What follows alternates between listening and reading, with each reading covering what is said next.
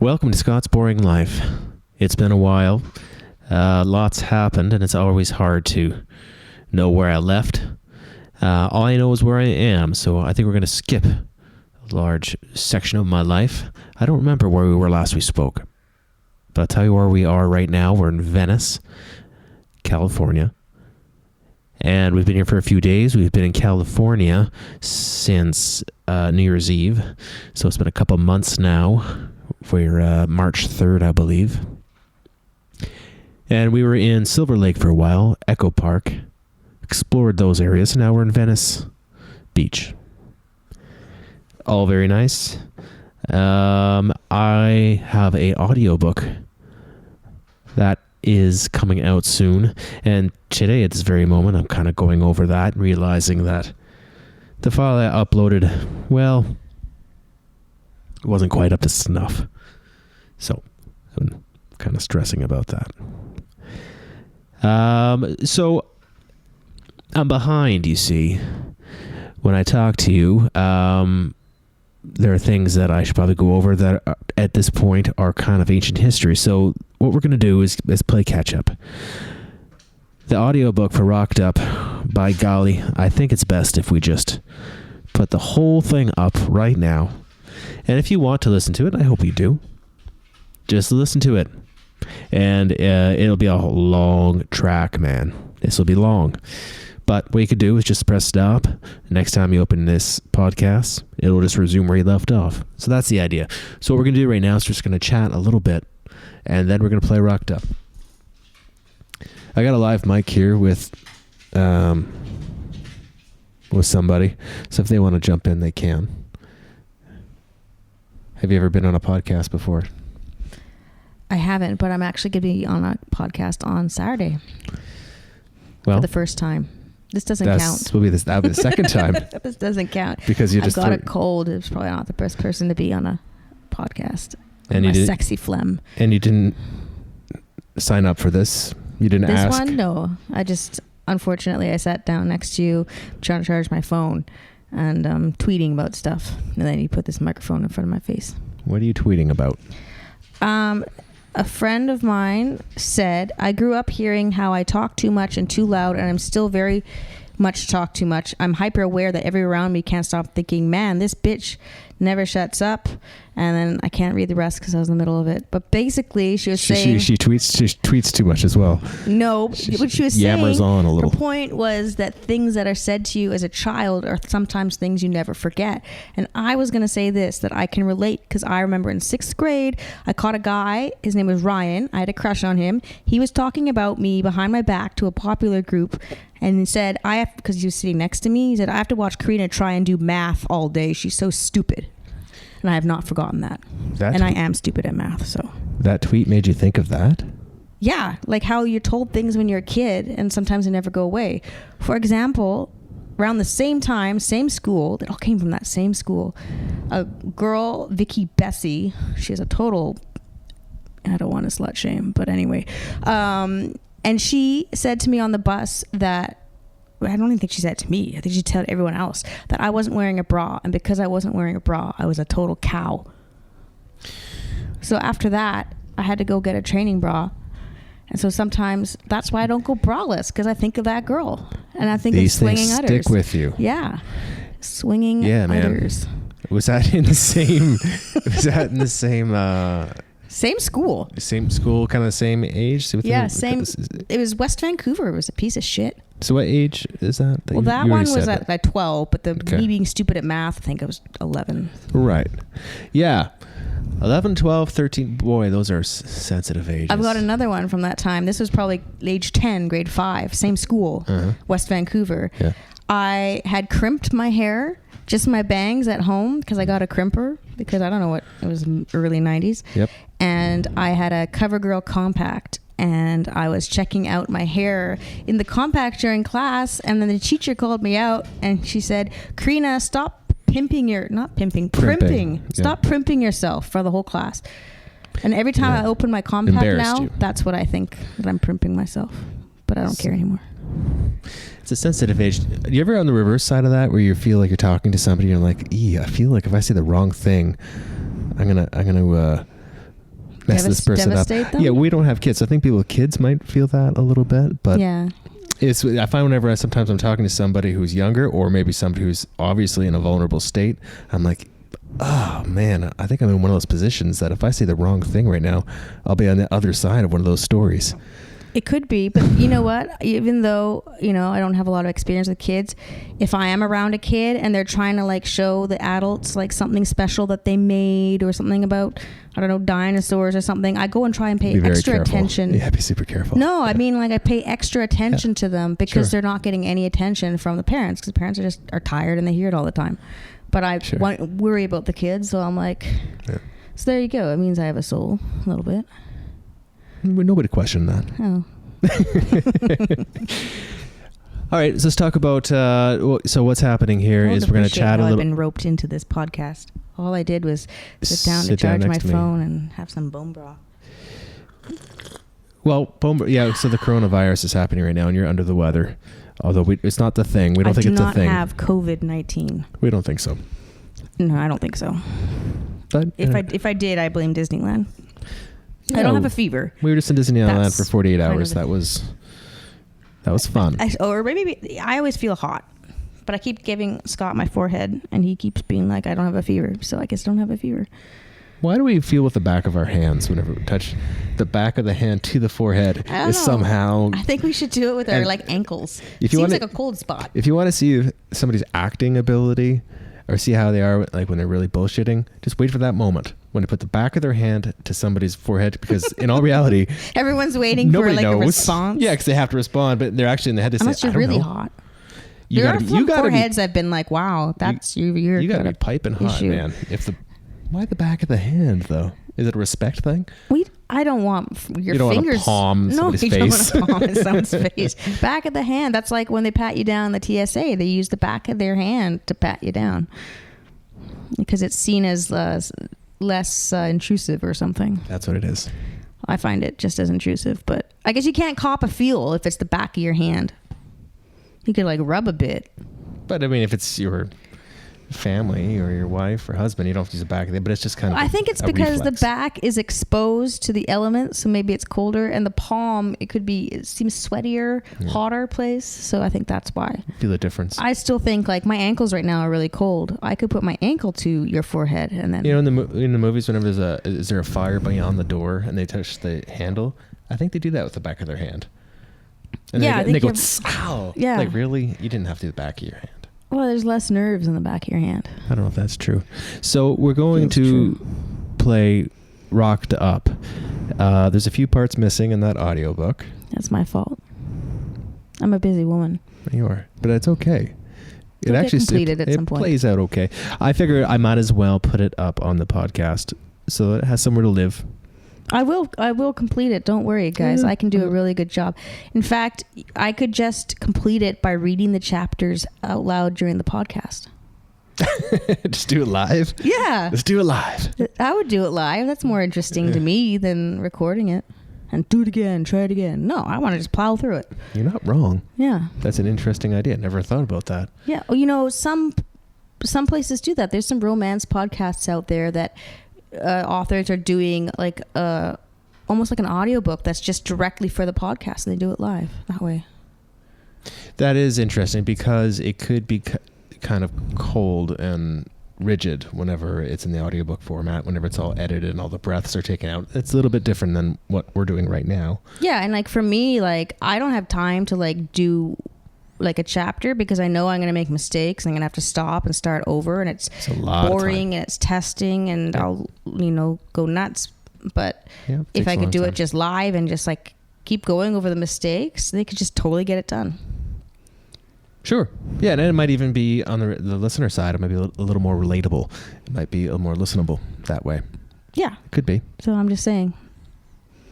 But you don't have to do that. We're just going to play it out. What I've been doing is doing chapter by chapter, but this time I'm just going to play the whole thing so that we can move on with our lives. Or I can move on with my life because I have another audiobook that I want to focus on. That's more important. And that's Uncharted Waters. I'm not going to respond to this person's tweet right now because I got it off my chest by talking on this podcast. Oh, good. That's the one that yammers on. Yeah. She said, yes, the things you relentlessly berate your children for will last their entire lives. Yeah. So you got to be careful what you say to your kids out there, people. They remember shit. And tell your kids to not be a jerk. Yep. And wash their hands. Wash their hands for 20 seconds. Mm-hmm. People say happy birthday twice, but I hate that song. So I would do I see a little silhouette of a man. Scaramouche. All the way until sparing his life from this monstrosity. I wish you'd stop doing that. Every time you wash your hands, that damn song. I know. What song is it called again? Oh, yeah, Bohemian Rhapsody. So if you do that between that part and that part, that's 20 seconds. So I thought, yeah, kids, sing Bohemian Rhapsody. But not the whole song, because that would be like an 8-minute long hand wash. Yeah, we're in the middle of the coronavirus right now. It's always something, though. What's the beginning of the coronavirus? You said beginning.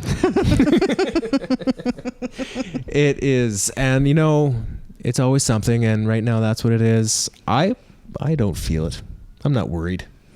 I am worried. I'm more worried, though, for my parents. Not for me, because parents and loved ones who are over a certain age or who have underlying health issues, and that includes diabetes, hypertension, heart disease, all these things that my bronchitis, things that my parents have, and they are old. So I'm totally concerned for my parents, and everyone should be concerned for their parents. And well, not your parents. Your parents are young and fit and healthy, but my parents I'm concerned for, and friends of mine who are of immune. And my parents are in Texas. I don't think Texas is. They do San Antonio, because they're in Laredo now. If they're New San Antonio, that's where that person was released. They were tested positive and they went to the mall, and then they came back and they're like, "Whoops." You shouldn't have gone to the mall. And now there's cases sprouting up in San Antonio. Also, the Diamond Princess, that cruise ship that was quarantined in Japan and stuff, or wherever it was, all the people were flown to either Air Force Base outside of Sacramento or Air Force Base outside of San Antonio. And guess where the community spread happened? The places where people are like, oh my God, I have COVID-19, but I haven't had any contact from like people. It's like, the Air Force Base. How come we don't call it the coronavirus anymore? The coronavirus is a virus that causes COVID-19, which is the disease or the illness that comes from the coronavirus. So you can say either one, I think. Anyway. I'm not an expert. But anyways... I'm just saying I am worried. I just bought a lot of hand sanitizer from Bath & Body Works because they were the only places that had it. And yes, wash your hands, but we are road tripping at the end of this month back home. We have to drive through several hot zones of Northern California, Oregon, and Washington State. So knowing gas station, bathrooms, and rest stops. Are you excited to go home? No, but this coronavirus definitely makes me want to go home where healthcare is free and people are taken care of and the testing is free. So political. Well, it's I gotta say, like, waiting for like an outbreak to happen. That was Bruce. Say it again, Bruce. Maybe he can say something. I don't think he'll get him to say it again. No, just gotta ignore him for a second. There it comes. Oh, a little bit. Every time he tries to speak, I put the microphone in front of his face, and then he wants to eat it or something like that. Do you want to talk about scripts? What do you want me to say? Well, what script are you working on? I'm not working on anything right now. Oh, well, I'm editing a Scott script. It's a horror. I'm sick, so I'm a bit behind on things. It's hard to work when you're sick.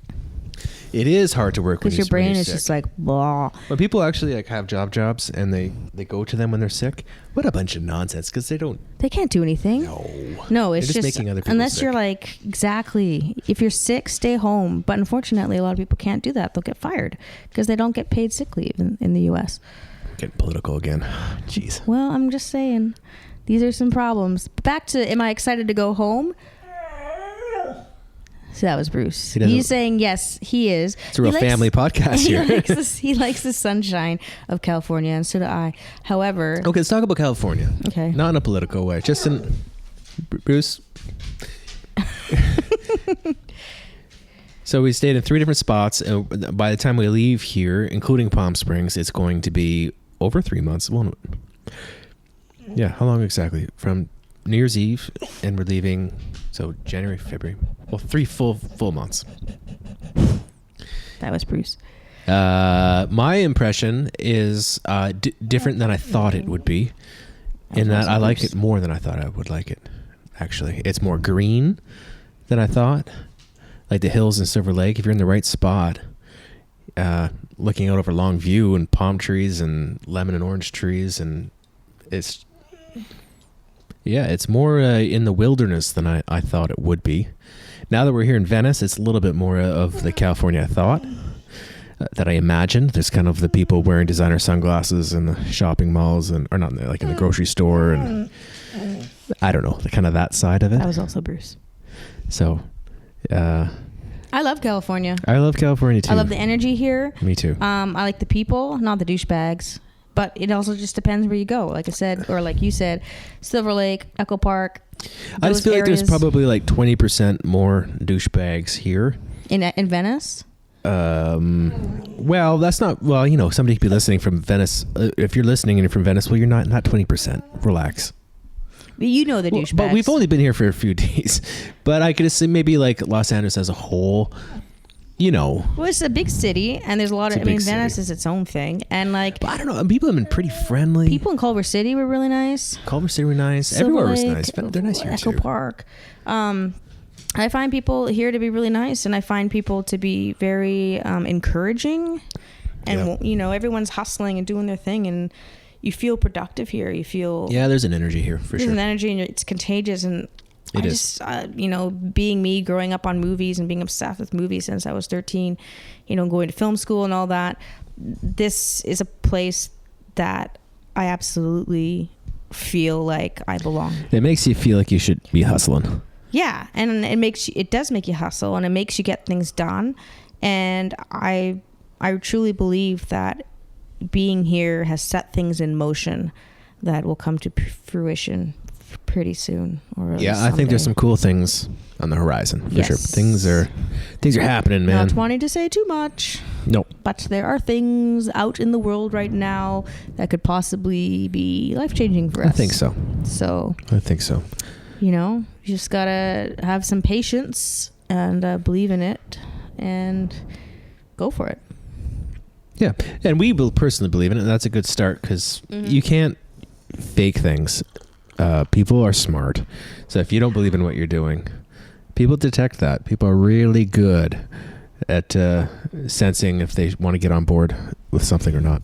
Anyway. That bone broth has lavender and citrus in it. It's very good. It's very good.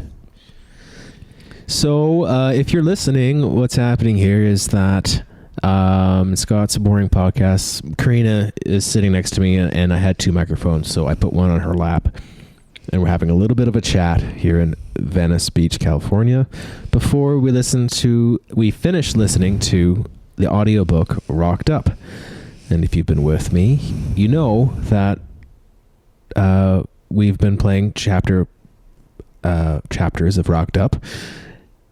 And this episode will be the rest of the book. The whole damn thing, just going to put it all out there so that we can move on with our lives. I need to move on. You do.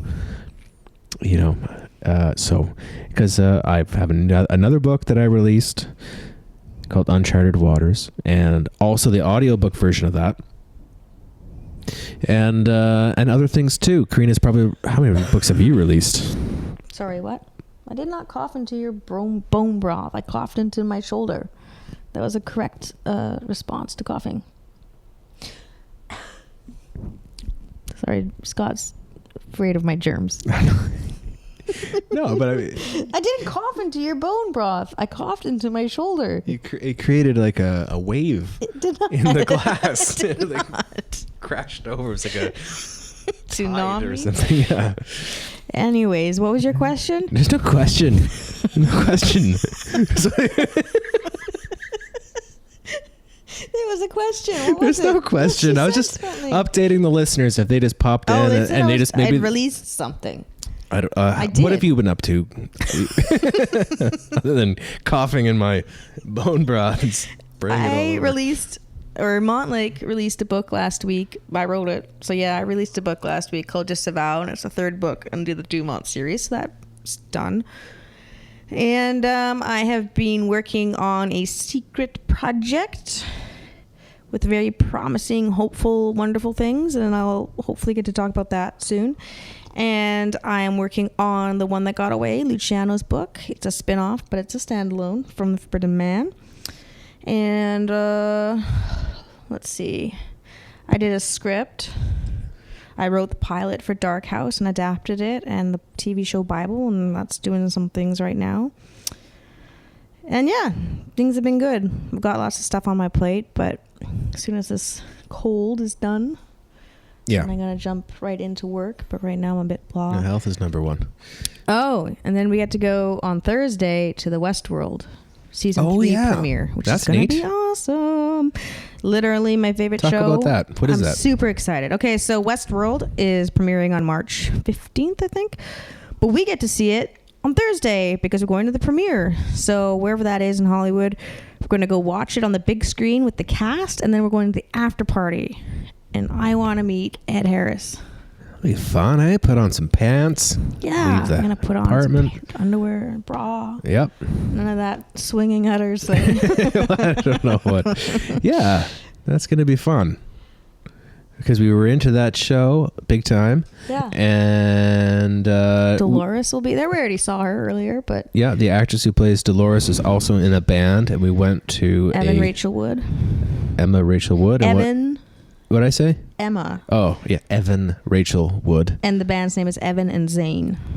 Yeah, her really and some fella, and that was good. They played some covers, and she's a really, really talented singer and performer. Mm-hmm.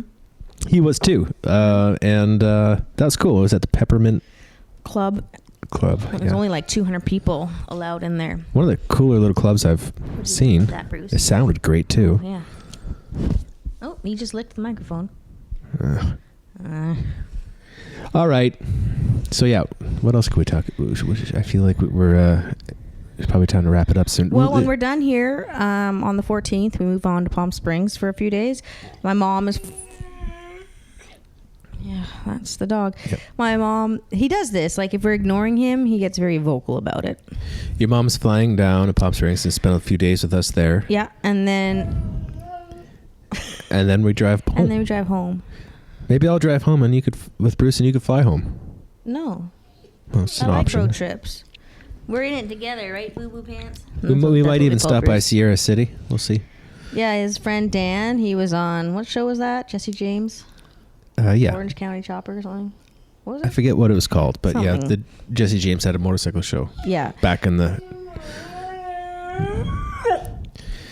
All right. I think Bruce is telling us to wrap it up. He doesn't like whenever the attention's not on him. I noticed that.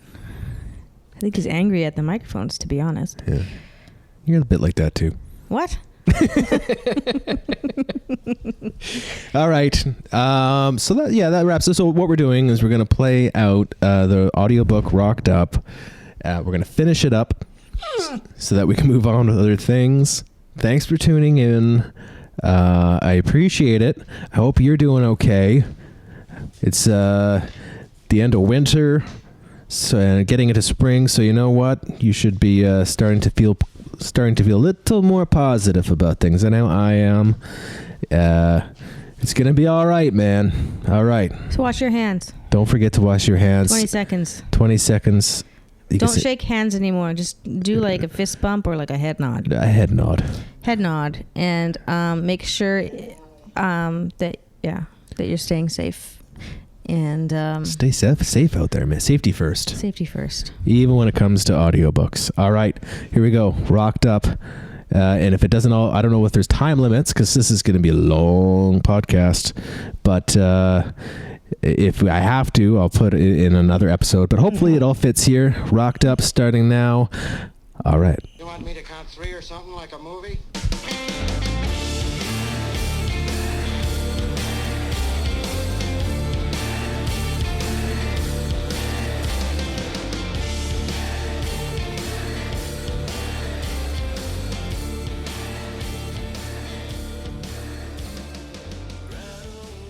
We're in New Mexico and everything's lined up for total chaos.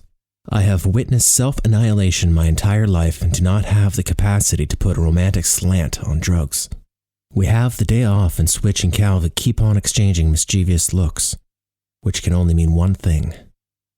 Arnie also feels what's in the air and makes an attempt to keep them busy, flipping through his iPad, looking for something to do in New Mexico. Aye, how about this? He says.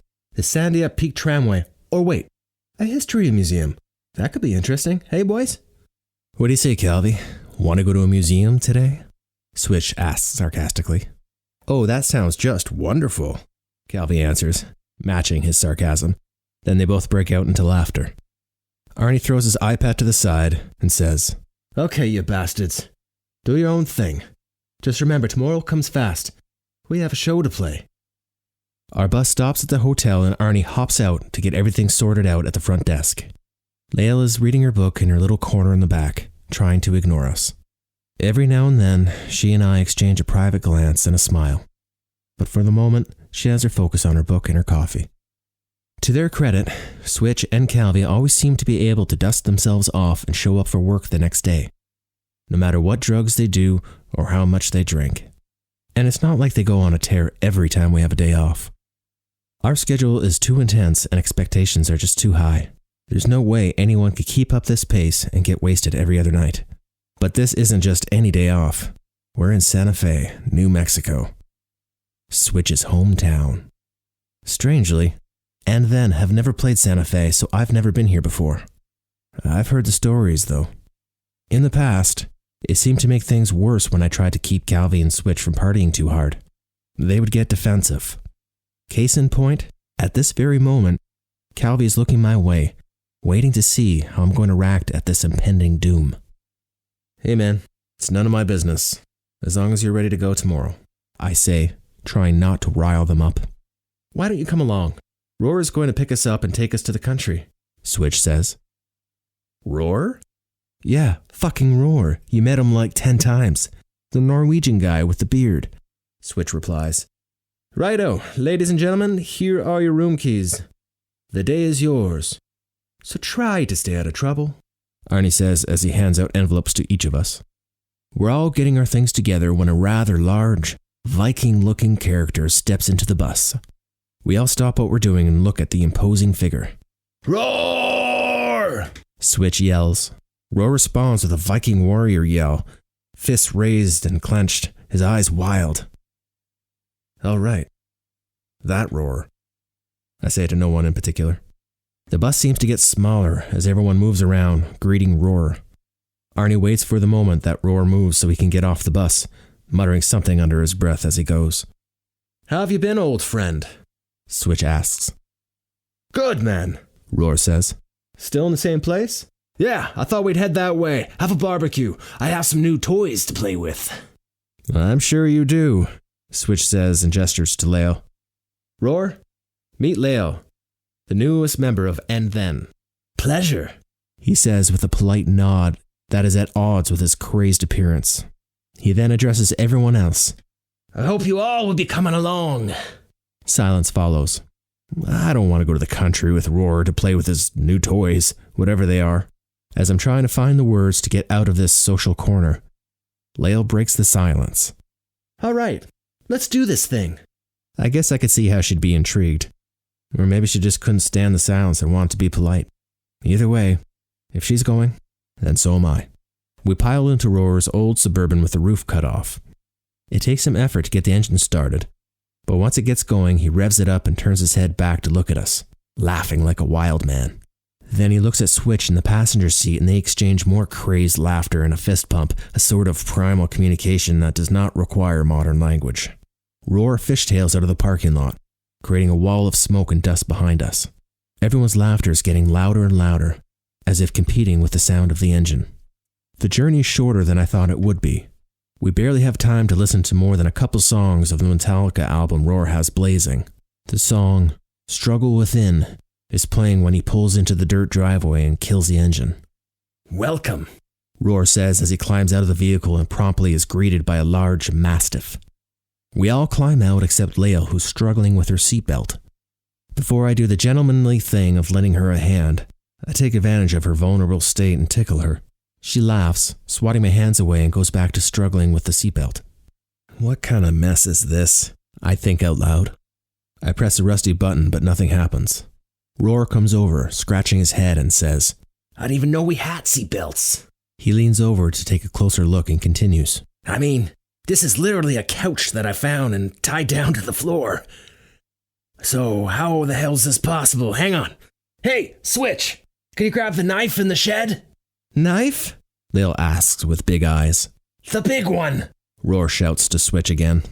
Okay. Switch responds, walking into the rickety shed.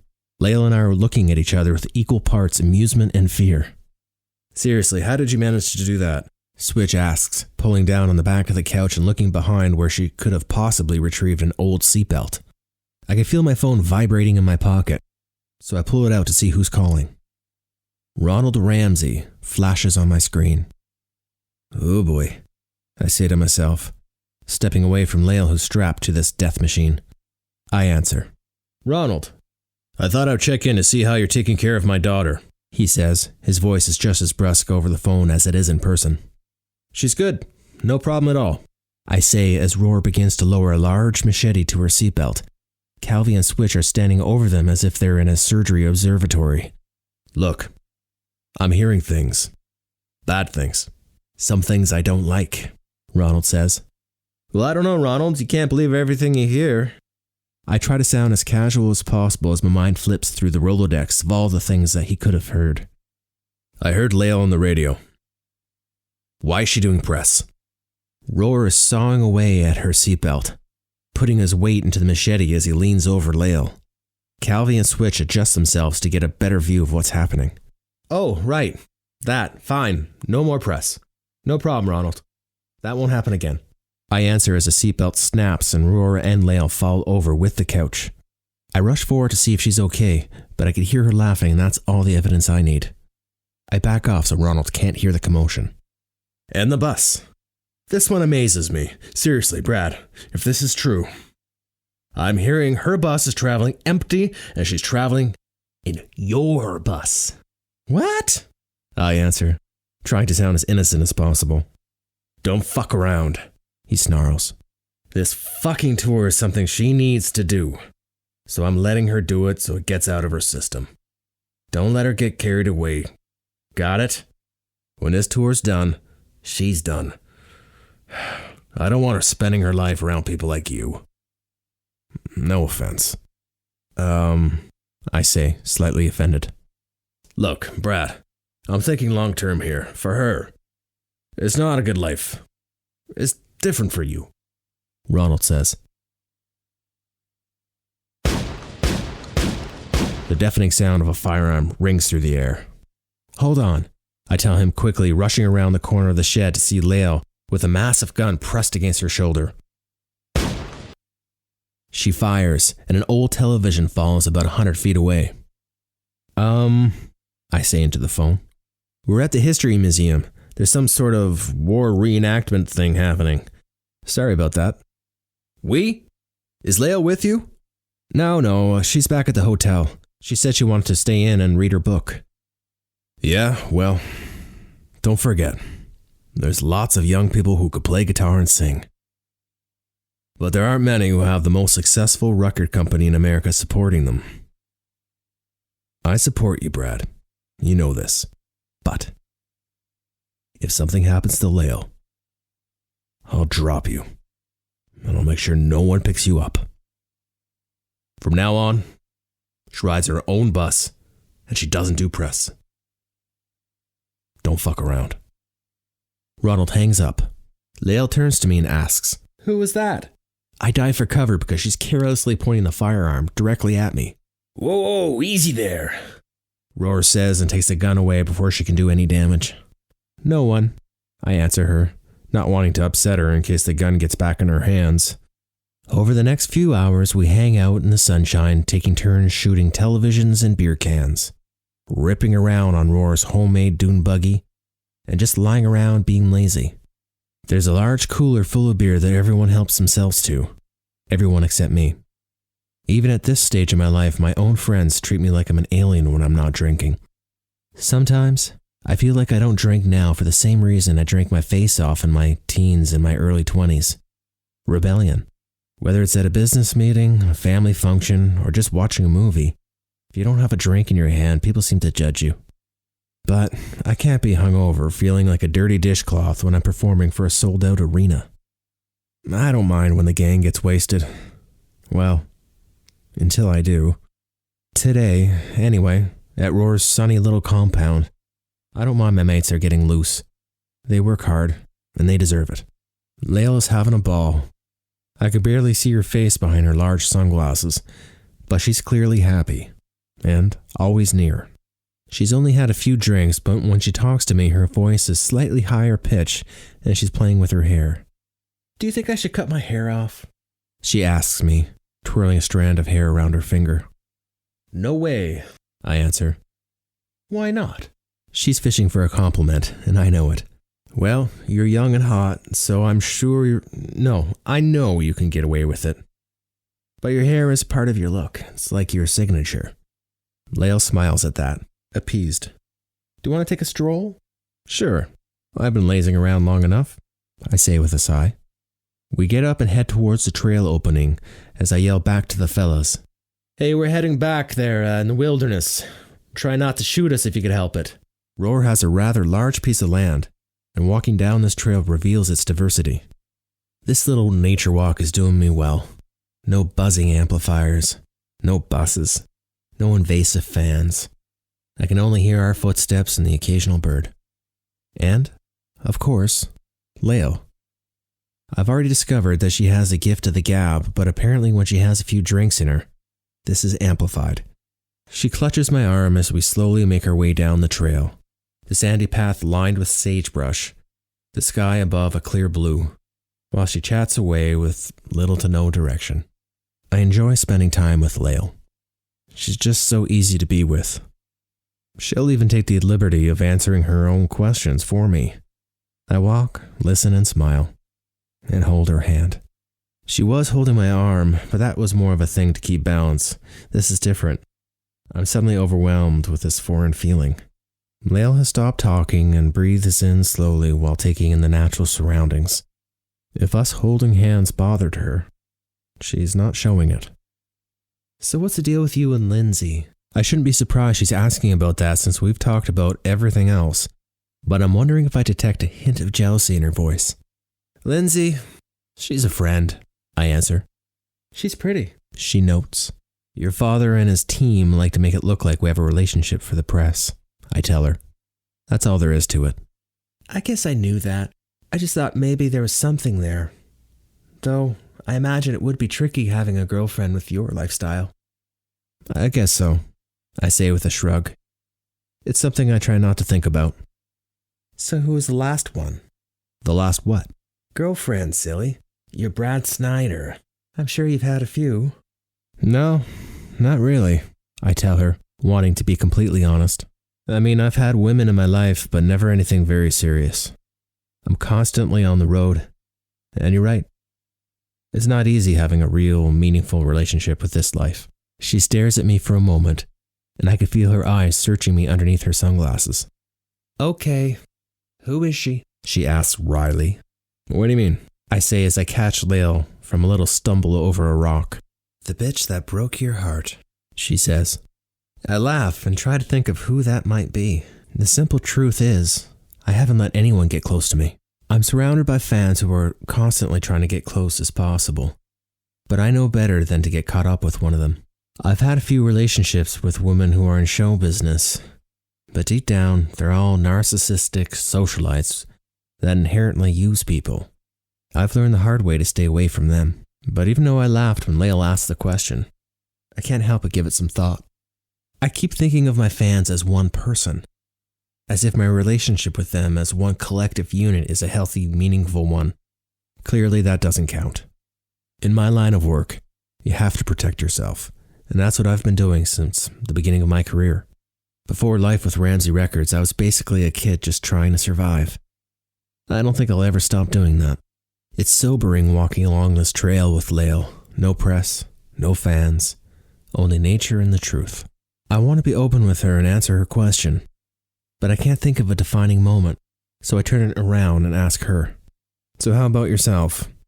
Who broke your heart?" She sighs, kicking a rock. "I dated the same guy through private school.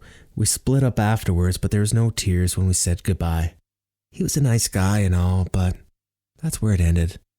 You know how it goes." We stop walking along the dusty trail and stand facing each other. There's a patch of brush beside us where the birds sing and chirp. We look at each other in a quiet standoff. Our expressions are natural. Our breathing is slow. Lael glances at me over her glasses, looking inherently innocent. "Who knows?" she says softly.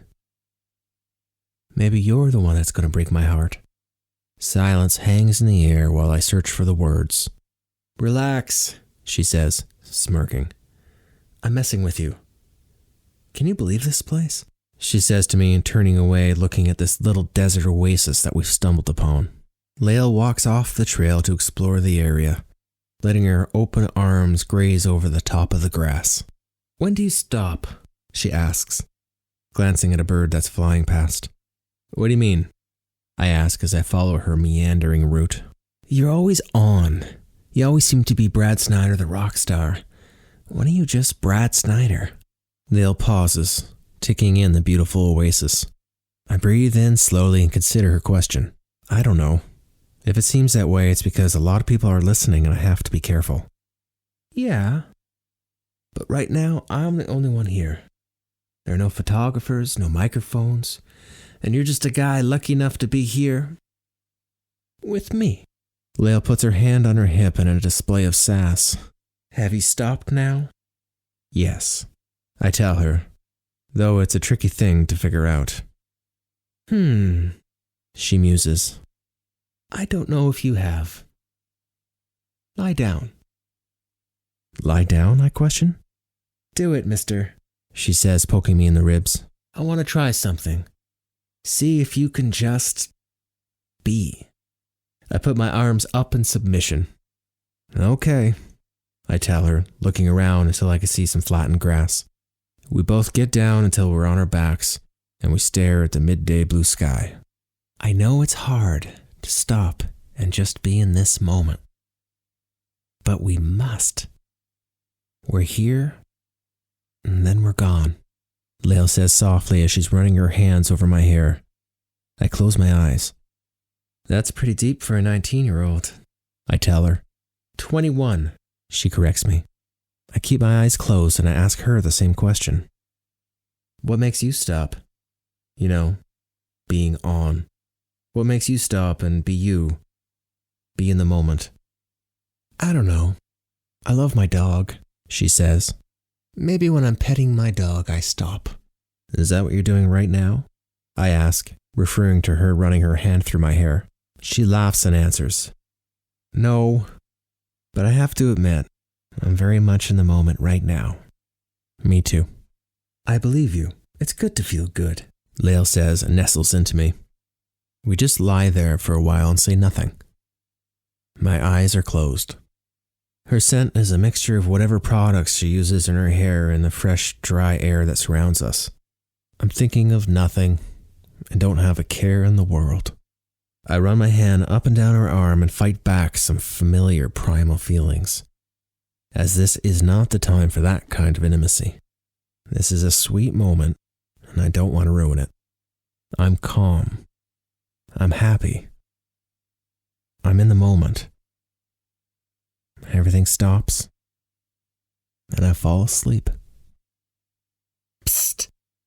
Psst. I open my eyes and see the light has changed. I must have dozed off. Lael is in my arms, sleeping. It would be a peaceful moment, but it's Roar that woke me up. I look up at him, and he motions for me to stay where I am. Don't move, he says in a concerned whisper. Before I can question why, I hear the unmistakable sound of a rattlesnake. I don't move a muscle. Then Lael wakes and begins to make a stretching motion. Roar swoops in with a stick and pins the snake down. It's dangerously close to us. I reach over and grab it near the head, making it impossible for the venomous fangs to make contact with my skin. Ah! Lael screams and scrambles to her feet, scurrying away from this flailing snake that's in my hand. Snap! Another snake strikes and misses Lael as she runs through the tall grass. This way! Come on! Roar shouts, running towards the trail as Lael follows. What do I do with this? I ask, referring to the venomous snake that's in my hand. I have no experience with reptiles and I got myself into quite the situation here. Throw it! Roar yells. Throw it? I would like to say I'm more concerned with the snake's safety. But the truth is, I don't see how it's possible that it won't try to bite me the moment I relax my grip. I've never handled a snake before, I yell back, frozen in fear. Well, how the hell did you end up with it in your hand? You looked like a fucking professional when you grabbed it. Roar shouts back. I don't know, man. I just reacted. Now I don't know what to do. To say that I'm panicking would be an understatement. Throw it! Roar yells. I can't! Roar mumbles something and heads back towards my way. Look, just set it down, point it away from you, and let go. Okay. I bend over, and to Roar's credit, he's right beside me, speaking in a calm whisper. Okay. You ready? Just let it go, man.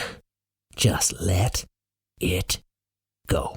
Snap! Another snake strikes from within the bush, and as quick as a wink, Roar once again pins it down with the stick. Ah! Grab it! Grab it! His high-pitched Norwegian accent has the sound of genuine fear.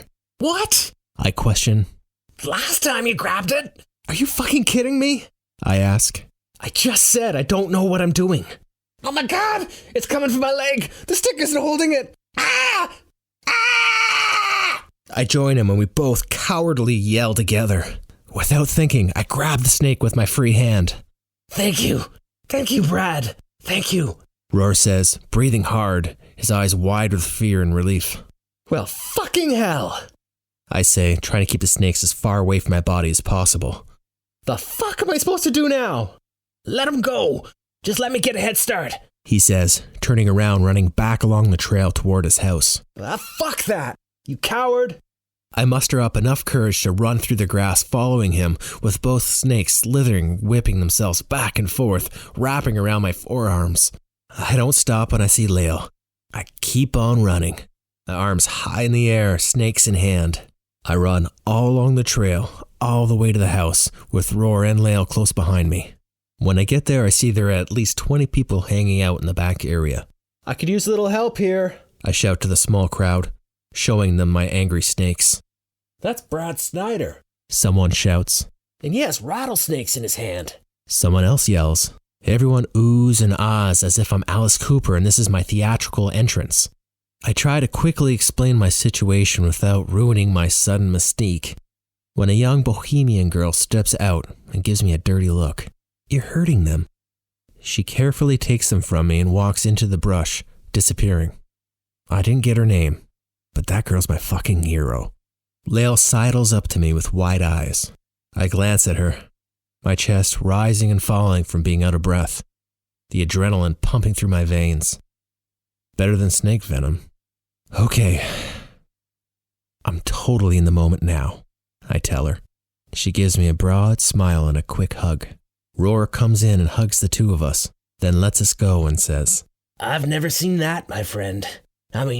First, I've never seen anyone take a nap in the middle of Rattlesnake Valley. Seriously, guys, there's like 100 snakes out there. Second, I've never seen a guy run full tilt waving snakes around like a wild man. You really are a rock star, Snyder. I'm young, I got so much fight deep within me. Fuck you, smoke, dynamite, drinking gas. A few hours have passed and we're sitting lazily next to the fire. The sun has almost disappeared behind Rattlesnake Valley. Twilight's my favorite time of day, so I relax and take it in. The eccentric group of people in this setting reminds me of a B movie. This budget film that I'm imagining is black and white, save for the fire that remains vivid red. In fact, The color of the fire is so vibrant it causes arbitrary things to pop in contrast to the black and white setting. There's a group across from me playing music. A red guitar glows. A patterned shirt shines red. Behind the band, a young lady dances, and her red-rimmed glasses glow as well. And soon, dusk is gone, and it's night, and with it come the demons. This film is a horror flick, of course, with young nonconformist types dancing around a fire. What monster is going to come in from the shadows to interrupt this uninhibited joy? Could it be a madman wielding a chainsaw? Or maybe some vampires? Or zombies? What on earth is going on in your head? Lael's voice brings me back to earth, sweet and soft as she touches my arm. Nothing, I answer, giving my head a shake. I no longer have to dream up a villain for this movie. I'm in the moment, and a real-life villain has presented itself. Cocaine has taken over. The band is no longer playing. The girl with the red glasses isn't dancing.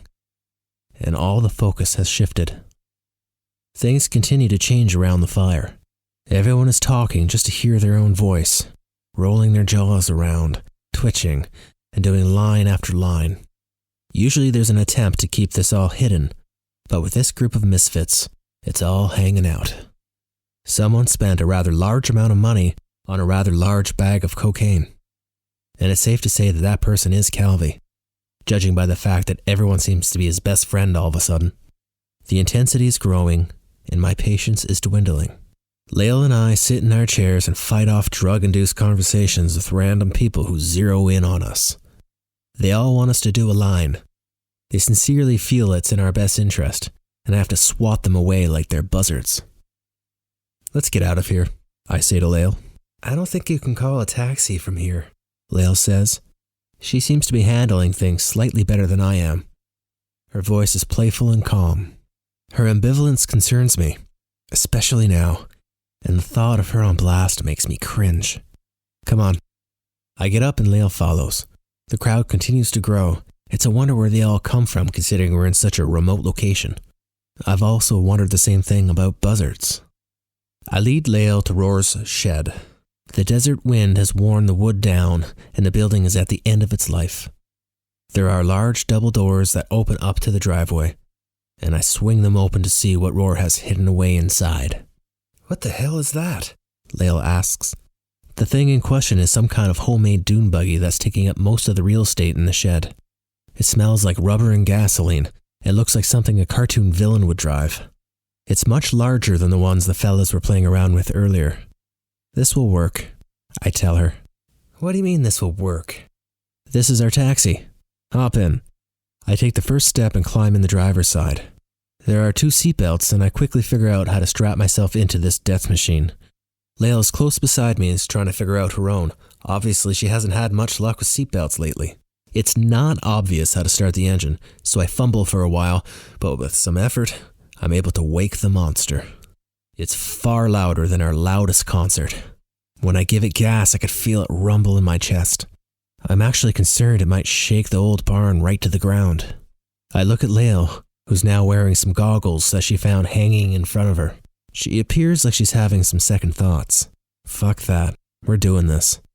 I put it in gear, and we tear out of the garage and down the driveway. Roar yells something at the top of his lungs in Norwegian, waving his arms and running behind us. I just smile and wave, pretending not to notice that he does not want me to drive off with his toy. Growing up in the city, I missed out on this sort of thing. So I tear down the desert road. I regress deep down into an adolescent dream and spin the tires around every corner. I turn to Lael, expecting her to tell me to tone it down, but she's fumbling with the stereo.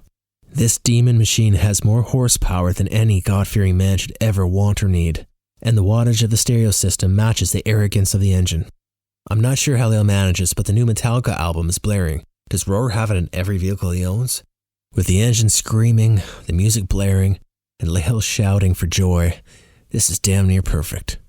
I can't see her eyes because the goggles have a layer of dust on them, but the full moon lights her smile, a smile that makes me feel light and time stands still.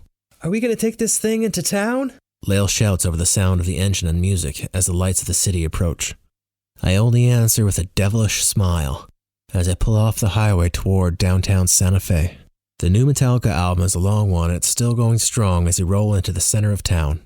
We're getting honked at, yelled at, and maybe even laughed at. I know the moment when we run into the police, this will not end well. I don't take my time. When the traffic comes to a crawl, I feel like a sitting duck, so I drive over the median and the sidewalks. Lael holds onto the metal frame as we bounce over the obstacles. I sense this machine is capable of so much more abuse than I'm giving it. I see a place that looks like it could be a bar. I don't think there's going to be a ton of options, and I know my luck will run out soon if I keep tearing around the city center in this insane-looking dune buggy. So I pull over, park, kill the motor, and unbuckle my seatbelt. This place looks good, I say. Actually, the place looks too classy for us, but here we are. We climb out of the stolen machine and walk into the patio of the white tablecloth restaurant. Welcome. Would you like to dine inside or outside? The kind-looking waiter asks, seeming not to notice that we're covered in dust and Lael has goggles pushed back on her head, while our vehicle's parked only meters away, totally illegally. Outside, please, I answer. I'm trying to play it cool, while the buzz of the journey still hums through my veins. We sit on the patio facing the street. Our stolen vehicle is parked crooked and looks painfully out of place in contrast to the nice surroundings. We order a bottle of champagne and 2 steaks. We get lucky with the restaurant because everything's perfect. Lael is perfect.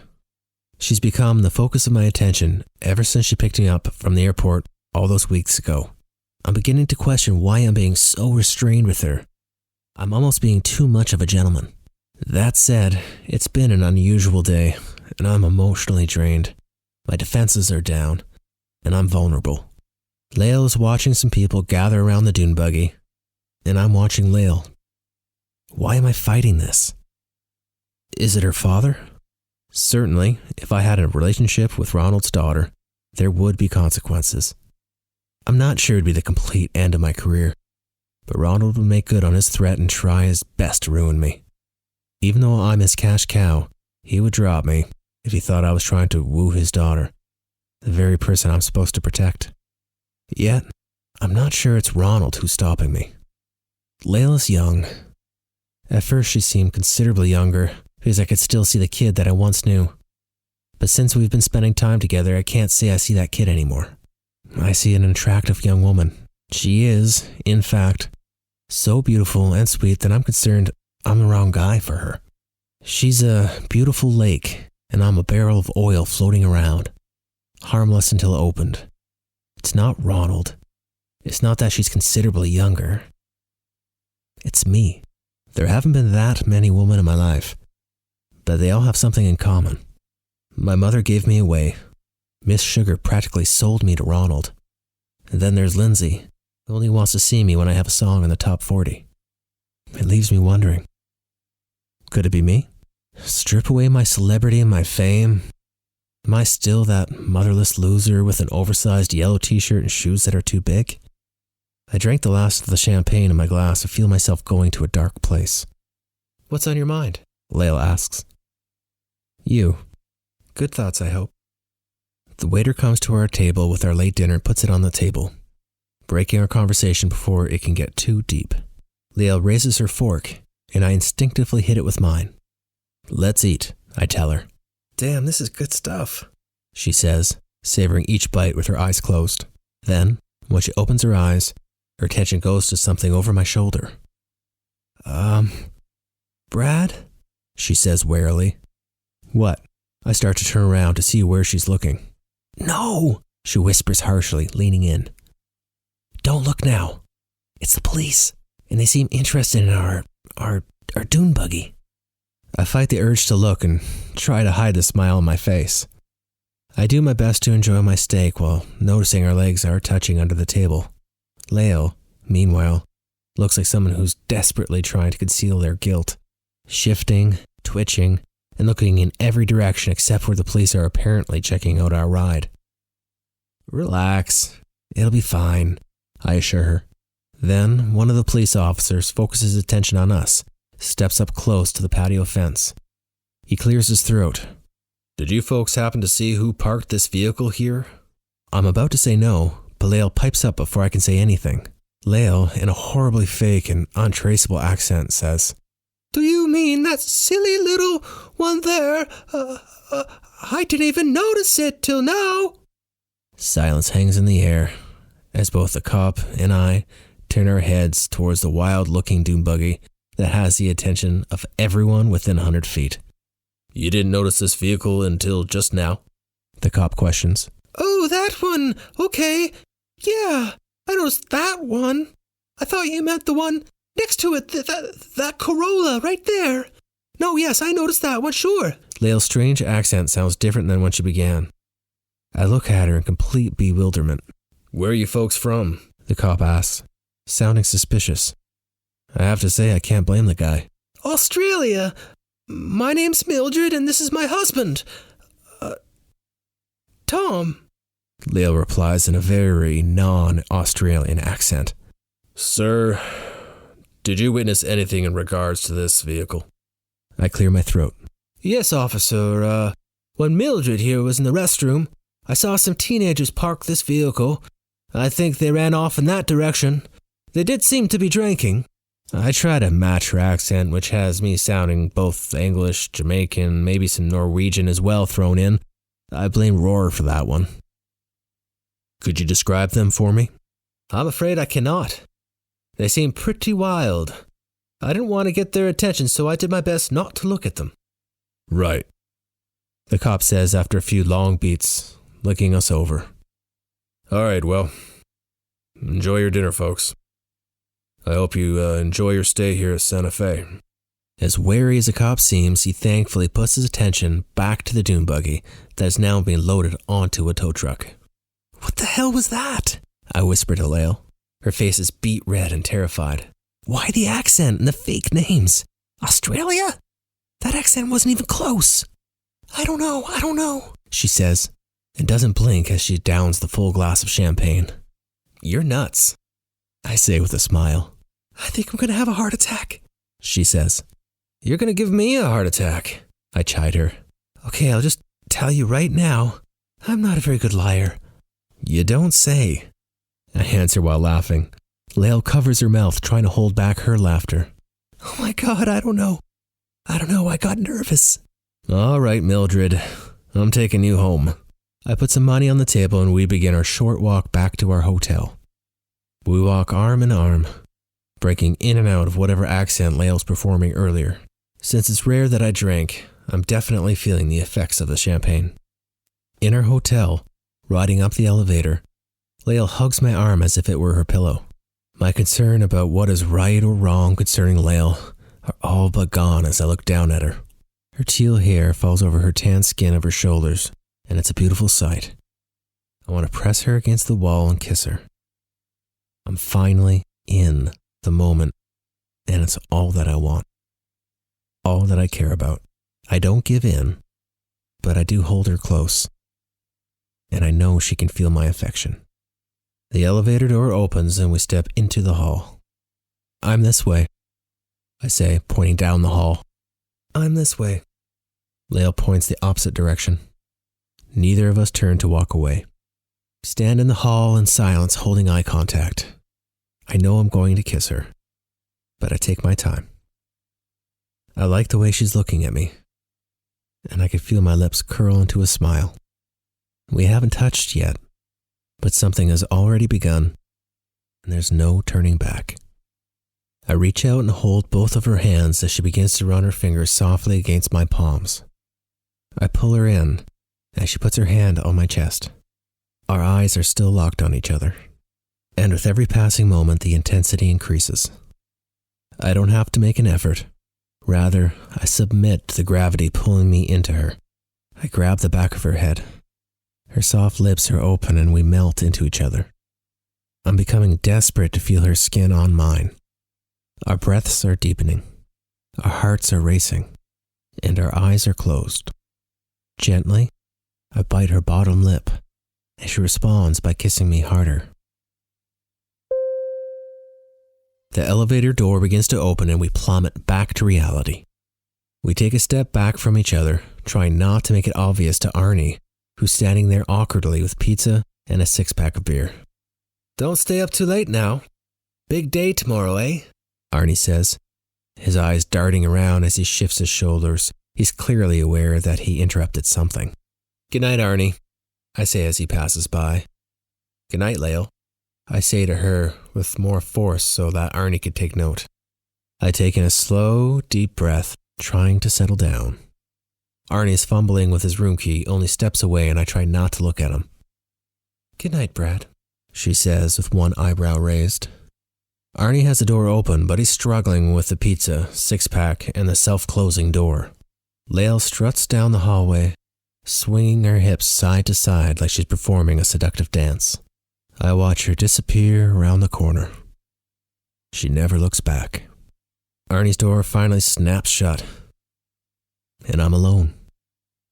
I've been wondering what it would be like to kiss her ever since the audition when she surprised me with her force and commitment. I can still feel her lips on mine. I want nothing more than to knock on her door and pick up where we left off. Whatever's happening between Lael and I is something new to me, and the way she kissed me has left me feeling high. The image of her face is burned in my brain. I can still feel her lips and her touch. Her smell is still in the air, and her energy is still inside me, running through my veins and exploding in my heart. I walk back into my room with a smile on my face. I feel weightless.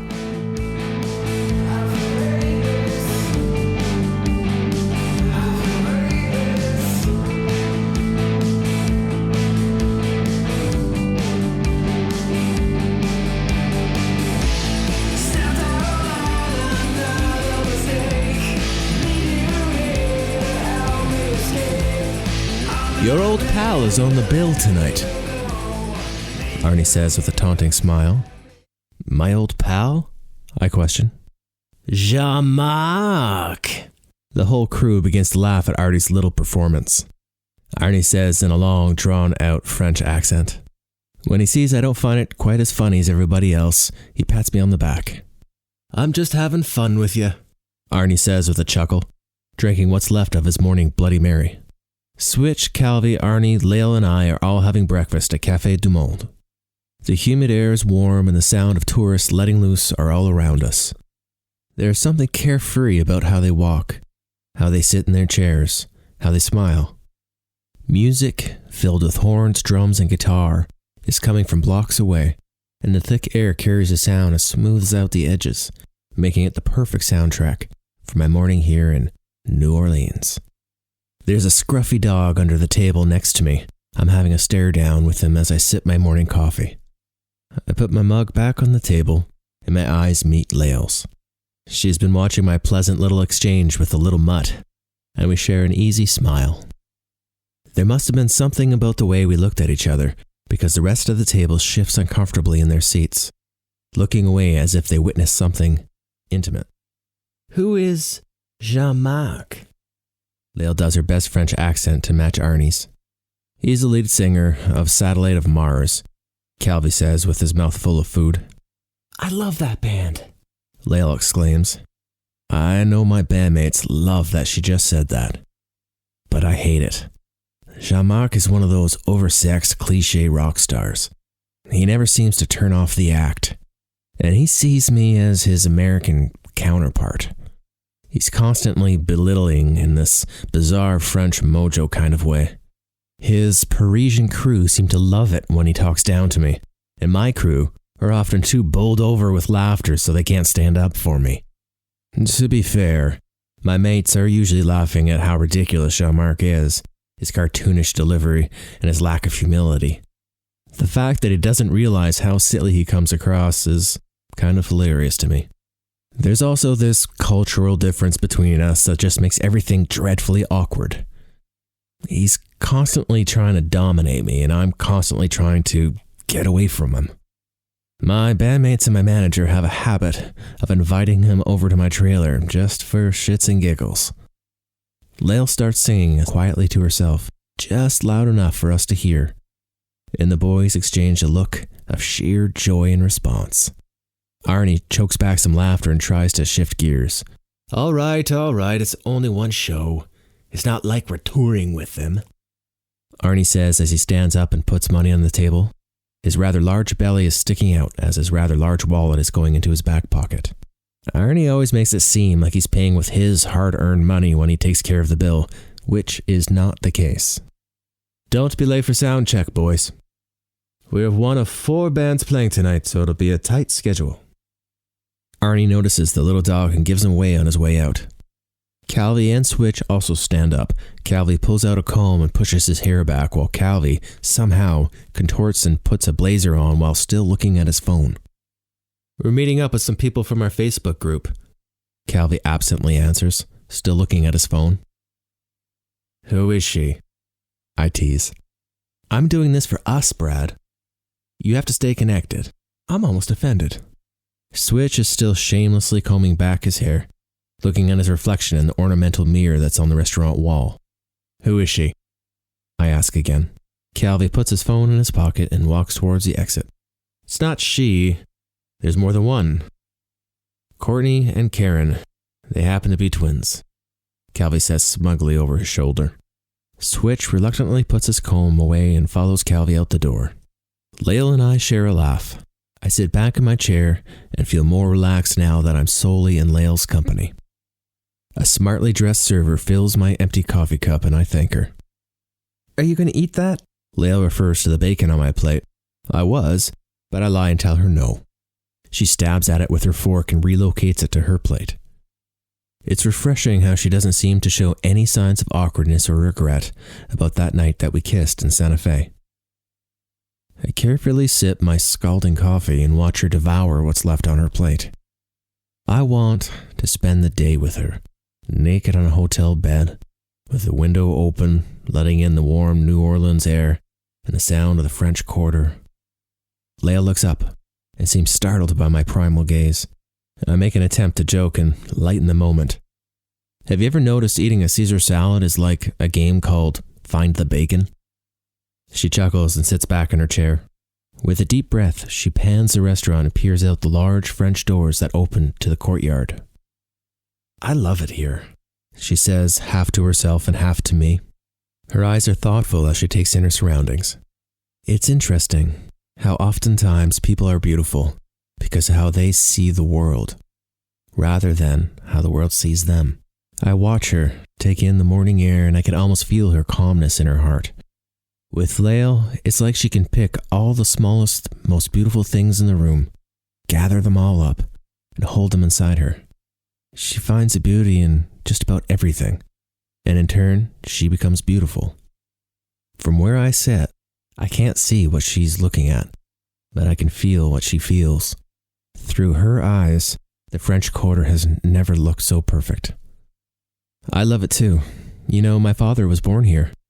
He made a living playing trumpet and working odd jobs. I tell her. Really? Very cool, she says, shifting her attention to me. I don't think you've ever spoken about your dad. Well, I can barely remember him. I was quite young when he went to prison. Oh, sorry. No, don't be. It is what it is. We sit in silence, and her sympathetic eyes stay on me as she leans forward and delicately puts her elbows on the table. Her movements are slow and feminine. Everything about her seems caring and thoughtful. She covers my hands with hers. Her eyes narrow. Let's make a deal, Lael suggests. A deal? I question with a suspicious smile. I won't talk about your father. You don't talk about mine. Your father would not be happy if he knew what's happening between us. And what's happening between us, Brad? Lael asks with a raised eyebrow. I feel heat build in my chest like I just took a perfect drug. I boldly hold her gaze, neither of us looking away. Lael doesn't wait for my answer and breaks the brief silence.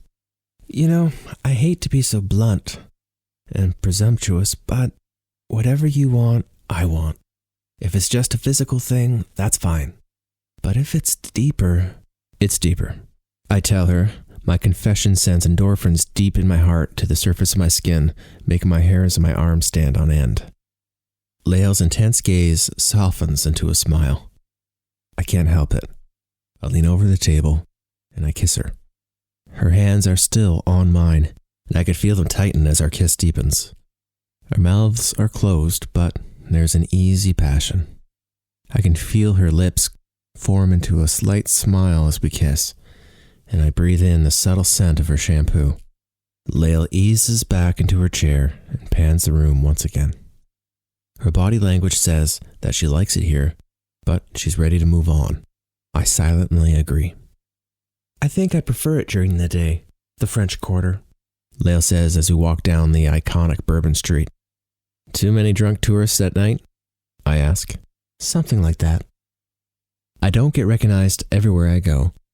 I try to dress down and blend in, and learned long ago not to invite attention when I'm in public. Today, I'm with Lael, and she does not blend in. She's wearing skin-tight black jeans that stretch around her curves with tears and rips that contrast her smooth skin on her thighs. Her thick, wavy teal hair falls over her bare shoulders, and her mirrored aviator sunglasses leave only her mouth to convey any expression. This would be enough to steal the attention of any passerby, but it's how she struts that really demands attention. I notice a middle-aged lady elbow her cigar-smoking husband as she catches him staring. I can't believe we have sound check in 2 hours, she laments. You're not burning out already, are you? I ask. Oh, come on. Well, what do you want to do? I know a great way to burn off an hour, she teases. Your room or mine? I know it's a joke, but I consider the question. She is particularly radiant today. No, I'm kidding, Lael says as she puts her hand under my shirt in a playful way. I quickly flex my muscles and hope she didn't notice. You flexed. I guess she did notice.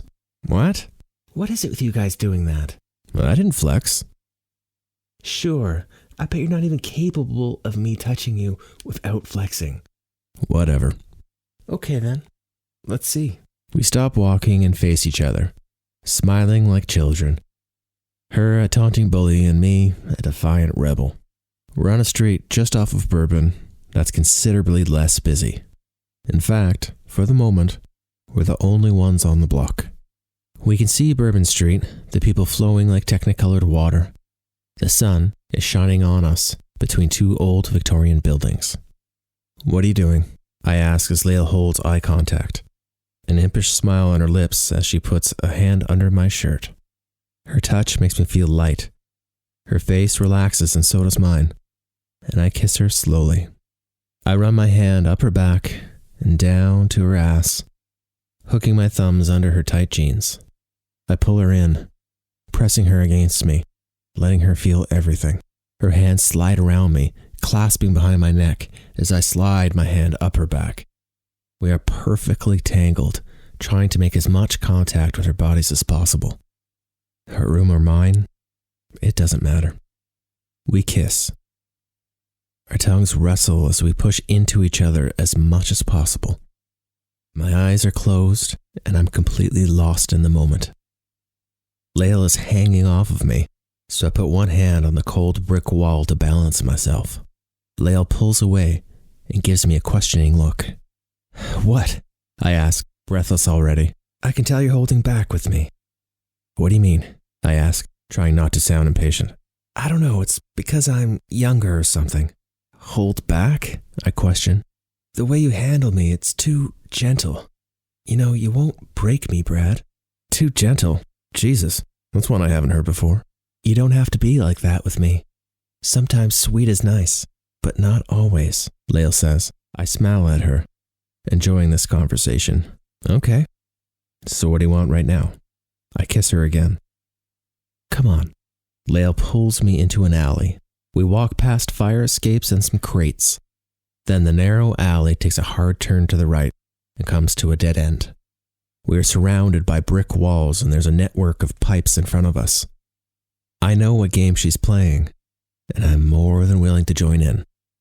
She begins taking off her clothes, which is something that's taking me by surprise.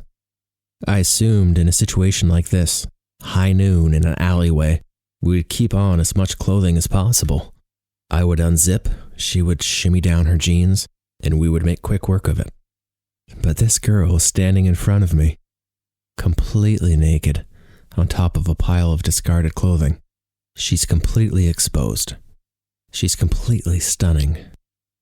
In the severity of clear daylight, her body seems hyper-real. I'm the luckiest fucking guy in the world. Not gentle, Lael says as she turns around and grabs a hold of a pipe to keep herself steady. Even though I'm slack-jawed at just how naked she is in front of me, I'm more than ready to take her. I kiss her neck as I unzip. Slowly, effortlessly, I fall into her. Lael takes my hands that are on her breasts and puts them on her hips. You can't hurt me, remember? She says, her voice throaty. Hold me tight. Fuck me. It's all I've ever wanted. I hold her tight and put her young body to the test. If sex is like music, this is punk rock. Fast, explosive, to the point, and less than 2 minutes long. Her body is perfect. It's just in complete contrast to the dingy alley that we're in. A narrow ray of sunshine shines in through the buildings, highlighting a bead of sweat on her chest. If sex is a car race, this is a drag race, pedal to the floor, getting to the finish line as fast as possible. I'm close, and she can feel it. She pushes into me with a moan, and we briefly make eye contact, her expression primal, wild. Come inside me, she says, her heavy eyes still on mine. Her words take me to the edge. I hold on tight and somehow I'm able to move faster, harder. My race car crosses the finish line. The punk rock song comes to an end. Fucking hell, she swears, but I can barely hear her. My heart is pounding too loud in my head. These are the moments we live for, but I can't stay inside her forever. Not here, so it's time to zip up. I've always wanted to do that, she says with a smile as she quickly slips her clothes back on. I'm trying to catch my breath. Reality is sinking in, and I'm amazed at what's just happened. I can hear the sounds of the city funneling into the alley where we are. Ooh, look at my hands. She holds them up to show me how dirty they are from hanging onto the pipes. Okay, back to the hotel to clean up. She marches past me as if what happened was just totally run-of-the-mill for her. I look back and take one last look at the scene of the crime before I follow her back to civilization. The hotel is only a few short blocks away, and it's not long before we're in my hotel room. Lael is in the shower while I drink coffee by the window, lost in my thoughts. They're a bit scattered, considering what just happened in the alley, but they keep coming back to one thing. I like my life with Lael in it. Get in here, Snyder, Lael shouts from the bathroom. I put down my coffee, undress, and join her in the shower. Come in, dirty boy, she says, wagging her finger at me seductively. She looks beautiful. All her makeup is washed off, and her wet hair is pushed back, revealing her face, her genuine smile. Let's see those hands, you dirty girl, I tell her, playing along. Lael holds up her hands for inspection and gives me a childish, proud smile. Damn, this is something else. It's a sunny day in the French Quarter, and here I am with a stunning young woman, smiling and laughing in the shower. I'm happy. I'm actually happy. Can you go again? She asks, mimicking her earlier position, only this time her hands are on the clean pipes of the shower. I don't answer. I turn her so her ass is pressed up against me, and I show her that I can. When shower time is over, I wrap her in a towel. You realize we were supposed to be at sound check 10 minutes ago, I tell her. Oh shit, Lael says, putting her hands on her face. Don't worry about it. It'll be fine, I assure her. I don't want her to regret anything that's just happened. The door practically rattles off the hinges. That doesn't sound like housekeeping, I say warily as I walk out of the bathroom and across the room. The door rattles with each hit. I look through the peephole and turn back to Lael. It's your dad.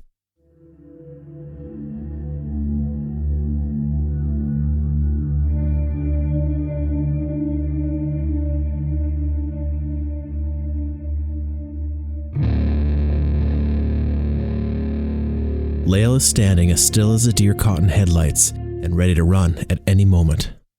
I look through the peephole again and see Ronald's ugly, distorted face. He's still there, I whisper to her. Hide.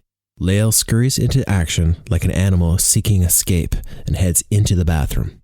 No. Under the bed, I say as I lift the sheets to find no space whatsoever. I glance up to see Lael climbing out the window to the fire escape in a robe and towel on her head. Are you nuts? I protest and investigate what she's stepping out onto. The fire escape is small, high up, and like many things in the French Quarter, old and rusty. I know you're in there. Open the door. Ronald shouts. With her dancer's grace, Lael steps out onto the landing with ease and ducks out of view. I close the curtains and walk towards the door, taking a deep breath, exhaling slowly with my hand on the deadbolt. Click. I unlock it. Ronald, what brings you to New Orleans? I ask as surprised and casual as possible. He doesn't answer. With a bunch of papers in hand, Ronald walks right past me into my room. 2 henchmen follow. He walks around the corner to where the bed is, opens the closet door, and then checks the bathroom. Where is she? He finally asks, turning around. Who? I answer. I just got back from the venue. I thought I would find you there for sound check. I thought I would find Lael too. Funny how both of you were taking the day off. I gave you specific instructions, Brad. Very specific. Don't tell me you're crossing the line with my daughter. So help me God. I don't know what you're talking about, I respond. Ronald slams a fistful of magazines on the table. They fan out, and I can see Lael and myself on the covers of all of them. One of the pictures is framed in the shape of a heart. I'm amazed how fast they went to print. That looks way worse than it is, Ronald. You know how they can manipulate things.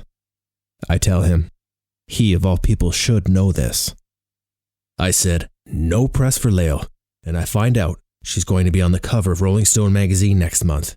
You see, Brad, this is supposed to be temporary.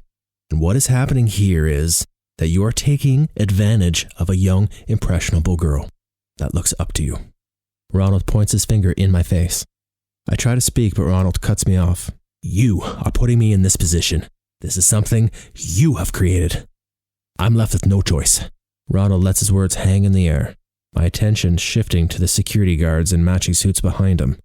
He says slowly, his voice remaining casual even though I know his intention is anything but. If something happened to you, my God, could you imagine? It would be horrible. I mean, your album sales would probably enable me to retire. But what a loss it would be. Those magazines would have full-page stories on you. Lael would be devastated, I'm sure. But you know what would happen, Brad? Time would pass.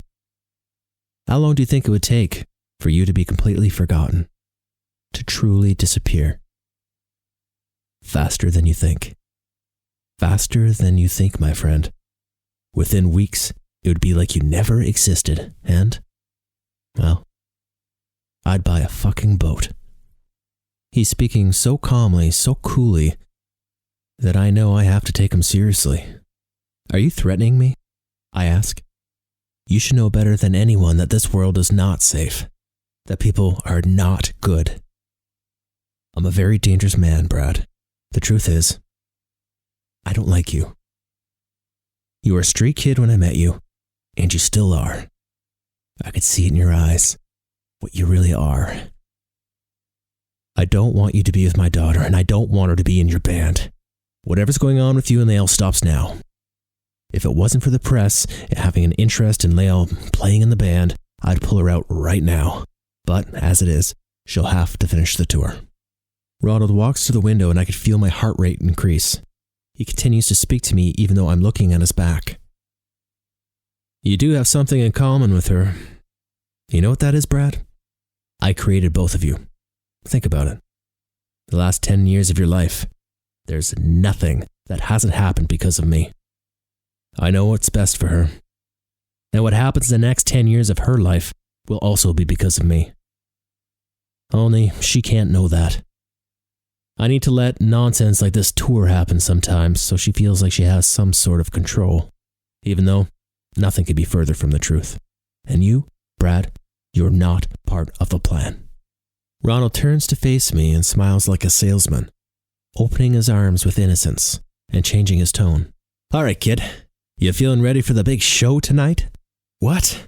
I'm completely baffled. He's gone from mob boss to Little League coach faster than I could blink. I have some business to take care of, so I'll see you there. Break a leg. Ronald points to my leg, which kind of takes away from the figurative nature of that expression. He walks to the door and one of his security guards open it for him. Before leaving, he winks at me and says, I'm sure you'll do what's right and we can get past this. Ronald leaves the room and his thugs follow. I turn to the window, expecting to see Lael climbing back into the room. But the curtain is waving in the breeze and she's not there.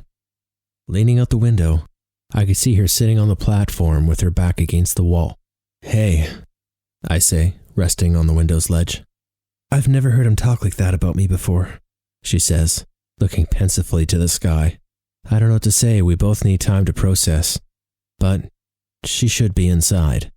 Come on in, I tell her. I could ruin everything for you. I think I already have, she says, ignoring my suggestion to come inside. You know that's not true. I think it is true, she says, shaking her head, then climbing through the window. Once she's inside, she looks up at me, her eyes full of emotion and frustration. He has the next 10 years of my life planned out? What's that all about? She sighs heavily. Look, maybe I should walk away from all of this. You, the band, my father, Lael says with an air of defeat. Something inside me is expecting her to leave. I've been falling for her carelessly, and now I'll pay the price. History is repeating itself. I try to imagine her walking out the door and never seeing her again. And I can't bear the thought. I reach out and grab her, needing her now more than ever. Don't do that, I whisper to her, trying to meet her eyes. I need you. I need you tonight on the stage. I need you for this tour. She doesn't respond. Instead, she begins to get dressed and I sit down. I'm not afraid of Ronald, but I'll never underestimate him. He owns the rights to all my work. I've been told that even if I leave, he'll profit off of anything I do in the future. I don't own my property. I don't even own my car. My life is a house of cards. Ronald was right about one thing, though. I still am that street kid he met a decade ago.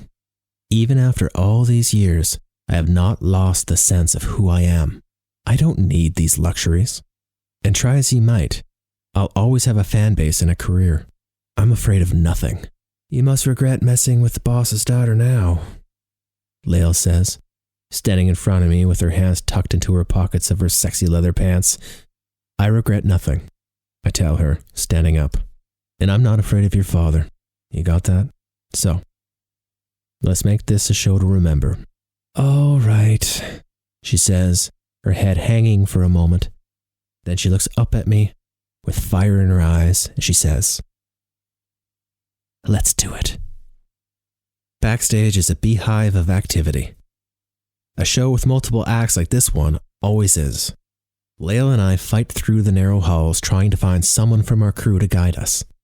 Even though many of the people lining the hall greet me as a friend, I don't recognize any of them. Finally, I see just the man I'm looking for. Arnie, I shout to get his attention. You two twits nearly gave me a heart attack. Arnie answers, then looks at his watch. You're on next. You literally have 10 minutes before you hit the bloody stage. Let's go. The other lads are waiting for you. I look back at Lael and exchange smiles as if we're mischievous children. There's no band playing at the moment, only the rumbling sound of thousands of people. The smell of leather jackets, cigarettes, pot, and smoke machines linger in the air. I live for these moments. I feel like I belong. The air is electric and it lights me up when it fills my lungs. Arnie leads us to the corner where Switch and Calvi are waiting. Look who decides to show up, Calvi says, shaking his head in disapproval. Boys, I say, greeting them casually. Switch is artfully combing his hair, seemingly unconcerned with our late arrival. But his eyes look past me with concern, which causes me to turn around to see who has his attention. Ronald is walking toward us with another tall, gray-haired man in a suit. Ronald stops and stands with his back to me in a disrespectful way. John, I want you to meet my daughter, Lael, Ronald says, pointing to her like she's a piece of meat on a menu. You're going to do great tonight, sweetheart. Lael gives a peculiar smile and puts her attention on our guitar tech. Ronald doesn't take notice of her dismissiveness and walks on with his acquaintance. I try not to let him bother me. I could see my guitar in the rack, and I could see my route to the stage from where I stand. So for me, the show has already begun. If I ignore someone's smiley hello, it could have repercussions. For all I know, they could have millions of followers, and my dismissive reaction could turn into a long article of how awful I've become. Then their millions of followers would copy and paste to others who would copy and paste, comment, and destroy. I know better, and I've learned a trick or two. When I'm in a large room full of people who want to talk to me and it's impossible to connect with all of them, I make sure to connect with only a few, not in a fake way. There's always interesting people to talk to. I look into one person's eyes and ignore the rest of the room. I don't try to make eye contact with everyone, only the person I'm talking to. I know the rest of the room is watching my every move, secretly wanting me to mess up so they have some kind of story to tell. As long as I treat who I'm talking to with respect, it's noticed by everyone in the room. It's all part of the job. It's a balancing act. When to turn off, when to switch gears, when it's too soon. I used to start the show in my head hours before. I couldn't blame people for not understanding. Really, the opening act had hardly hit the stage, and I was pacing like a wild man who couldn't be reached. The larger the venue, the larger the crowd, the further I would go from reality. Now, at this moment, I'm gone. There is no sound. Everything and everyone around me is blurred out. They don't exist. I can see the route to the stage, my bandmates, and nothing else. I hear Arnie's voice, but I don't see him. I don't need to see him. I'm selfish. Only take what I need. Someone hands me my guitar and I strap in for the ride. We're using a wireless system tonight, so I make sure the guitar doesn't make a sound that'll rocket out of the main speakers to the crowd. "All right, boys," Arnie shouts. The lights go dark, and a faceless man with a flashlight guides Switch, Calvi, and Lael along a route to the darkened stage. I always go last. I don't hear the crowd. I can hear Arnie's voice, but it seems like he's miles away, and I don't really care what he's saying. I follow the flashlight, floating along the route. Someone slapping me on the back along the way. I begin to hear the crowd. I feel the strings of my guitar. I breathe into my lungs, the electricity in my heart firing bolts of lightning to my limbs, preparing them for battle. It's not so dark that I'm not recognized as I walk out, and the crowd begins to roar. My soul has been a few steps behind me, but it has caught up to me now and steps in. I have my first thought since I left my body backstage. Turn on your guitar volume, wait for Switch. I've had problems in the past getting too lost in the moment and forgetting to turn on the volume on my guitar. The voice in my head sounds a little bit like me and a little bit like Mr. Robson. My heart stops as I hold my breath when I hear Switch bang his sticks together. Then it begins. I hit the opening note and the lights explode on cue. My guitar thuds and shakes the stage when I hit the strings. It only takes a moment before Calvi, Lael, Switch, and I have the motor running. The pistons firing up and down, and the motor shakes and roars. The crowd looks like a surging sea coming toward me. They are a part of this machine, and they're doing their job well. The fake smoke and the colored lights make everything look like a dream. I sing the first line of the opening song, and the crowd sings too. This is a short set, so we hit the ground running. When I turn to face Switch, I see he's already a sweaty mess. Calvi, normally calm, cool, and casual, is standing on the monitor wedge, thrashing his body around, windmilling his arm with each note he hits on this gold top guitar. It almost feels like the four of us are trying to one-up each other. Even Lael is performing differently than I've ever seen her, and I like it. I think everybody does. Time passes too fast with these short sets, and we only have a couple songs left. Lael is under a single light, and to my surprise, she's taken her shirt off. There she stands in her leather pants, bra, and little else. She begins the song, Fuzzface, moving her hips from side to side seductively, and has the attention of every single person in the venue. As always, she has my attention. Lael's background as a dancer is showing right now. Myself and the rest of the band take a step back and let her use the entire stage, and she uses every inch. The end of this particular song is purposely unstructured so we can improvise, and it's at this moment that Lael takes the bottle of whiskey from her amp and begins to chug it while keeping the rhythm with her right hand. The crowd adores it. That's when I see Ronald at the side of the stage. He must have been there the whole time. I'm starting to have a new perspective on things. Lael passes me the bottle of whiskey, upside down, while it's still pouring out on the floor. I hold it, unsure of what she has in mind. She goes to her knees and begins playing her bass wildly, letting the whiskey pour down her throat. The guitar tech must have hit her special teal pedal for her, because I hear that familiar wild tone kick in right at that moment. The crowd reacts wildly. The front row has half of their bodies on the stage, their fists in the air, screaming for the moment to continue. Lael has let most of the whiskey fall down her neck and her stomach is drenched. On her knees, she gyrates her hips up and down and plays with a mix of skill and ruthless improvisation. Myself, Calvi, and Switch have the good sense to let her keep on going. It's rare to have such control over a large, mixed crowd like this, and Lael has them eating out of the palm of her hand. The song has already gone on way longer than it ever has before, and Lael is now climbing the side of the PA speaker. I already know we won't have time to do our closing tune on this set list. Honestly, there's nowhere to go from here, so this is just as well. Lael climbs higher and higher, and the light man follows her the whole way. I've been using the whiskey bottle that she gave me as a slide, and I take a shot of whatever's left inside. But when I do, my mouth is filled with only pure, unsweetened iced tea. I can't help but smile. I look up at Lael dancing on the rafters and wonder what else she has up her sleeve.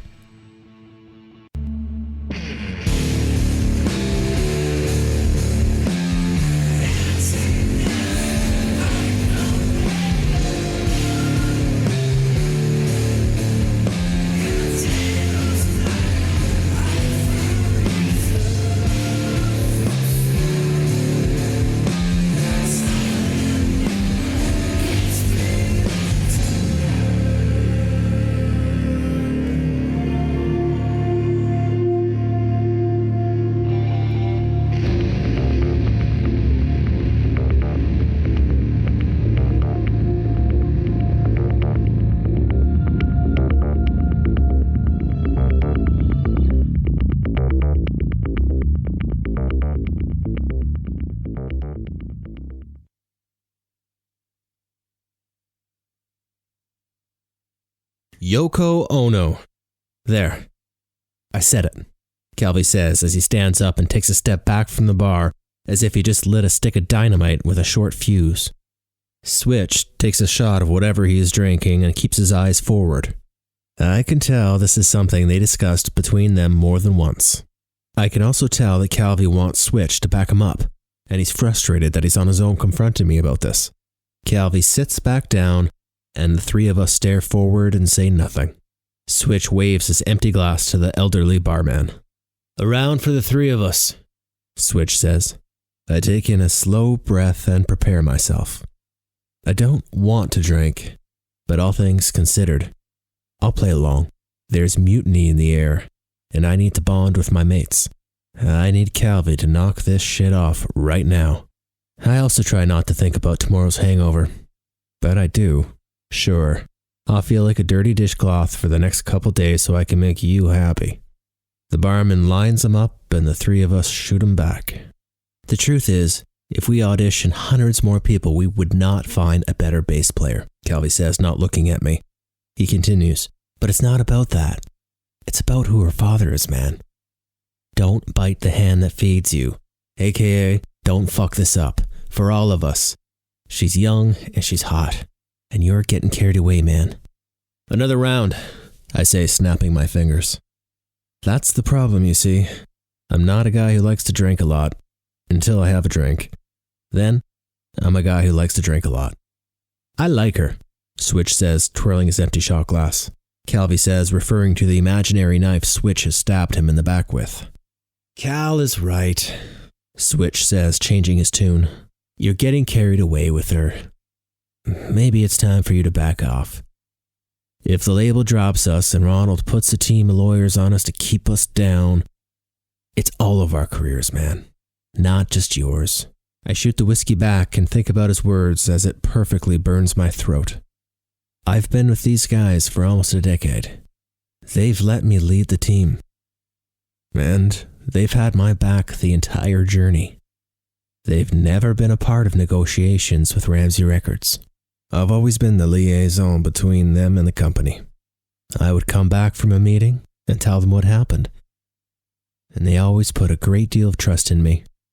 If I fall, we all fall. I get that. Brad, look, think about it. How can this end well? Explain to me one possible outcome where your little affair with Lael will not have an awful ending. Calvy's speaking to me closer than I would like, and I could smell the whiskey on his breath. There are no secrets. You know Ronald will find out everything that happens on this tour. I'm happy Calvy brought this up because Ronald does seem to be getting a play-by-play, and I've been wanting to know who's been feeding him the information. I've suspected it was Arnie, but Calvy's quickly becoming suspect number one. I can tell he knows I'm suspicious of him by the way I'm looking at him, and his body language becomes defensive, which makes me even more suspicious. Don't you find it strange how Ronald always seems to know what's going on? I ask him, narrowing my eyes. I wonder who's feeding him the information. Who's the rat? What are you saying? You think I've been telling Ronald about you and Lael? Calvy says, clearly offended. Well, it sure as fuck isn't me, I answer. Calvy stands, and I stand too. We face each other, staring each other down. My bar stool is knocked over by Switch, wedging himself in between us.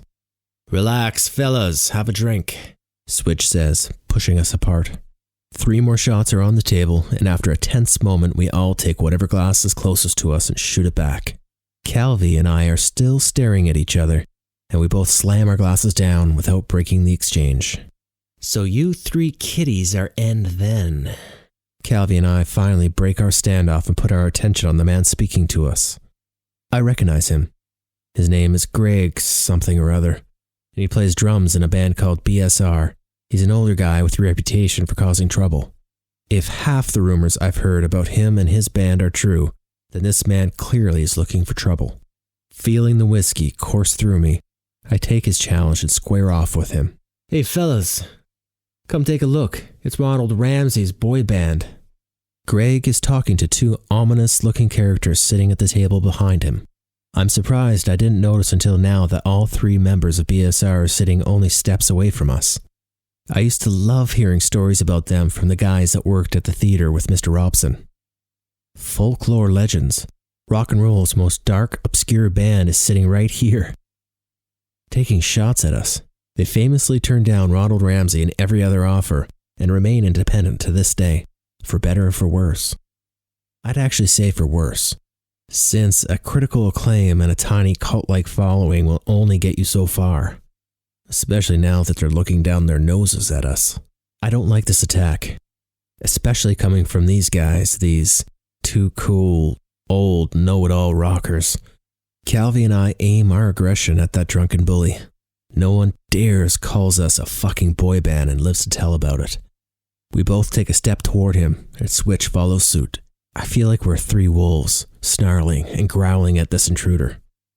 The other 2 members of BSR stand up. The 6 of us stand off and ready ourselves for battle. Just as tension reaches that critical point where fists begin to fly, the barroom door flies open and an old friend barges in. Roar. He looks like he had run through a battle to get here. Out of breath and full of hate, he makes his way over to us. He kicks chairs out of the way to clear his path, and he has the walk of a fighter ready for war. A Viking. I feel a smile begin to form on my face because our team suddenly became much stronger in this fight. I look at Greg with a little more confidence and bravado, but my smile quickly disappears.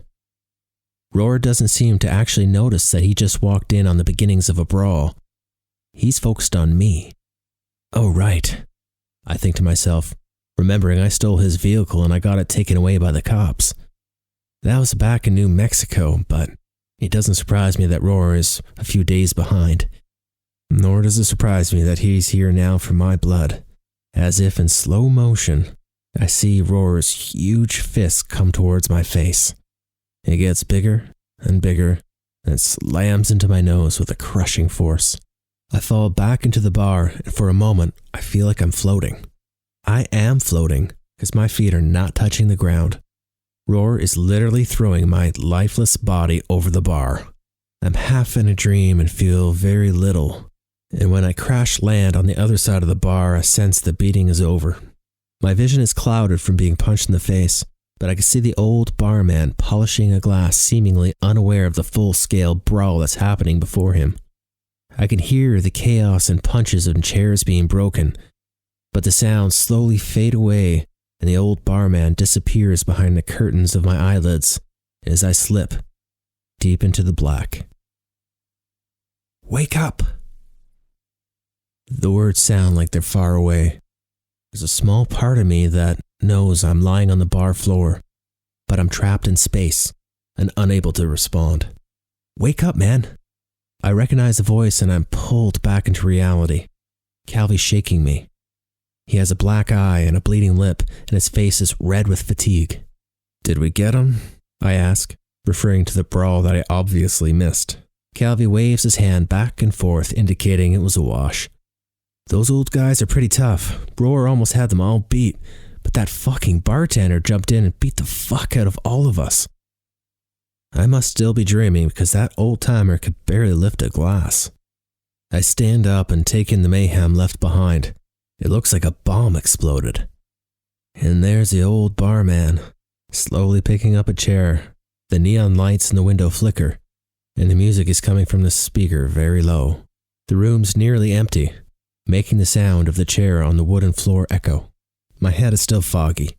In fact, I feel like hell, and I'm slow to compute my surroundings. I feel like I've exhausted my visit from the wrong side of the bar by the way the barman is looking at me.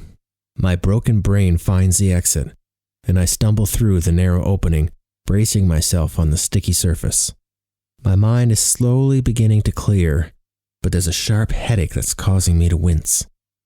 I feel like I'm a ghost in a dive bar, trying to understand how I ended up here. Also, because the fellows standing only feet away from me don't seem to notice me. The barman does, but I assume he's able to see ghosts, just like that barman in The Shining. Or was it the other way around? Getting knocked out. It's no damn good. I'm standing next to Switch, Calvi, and the 3 members of BSR.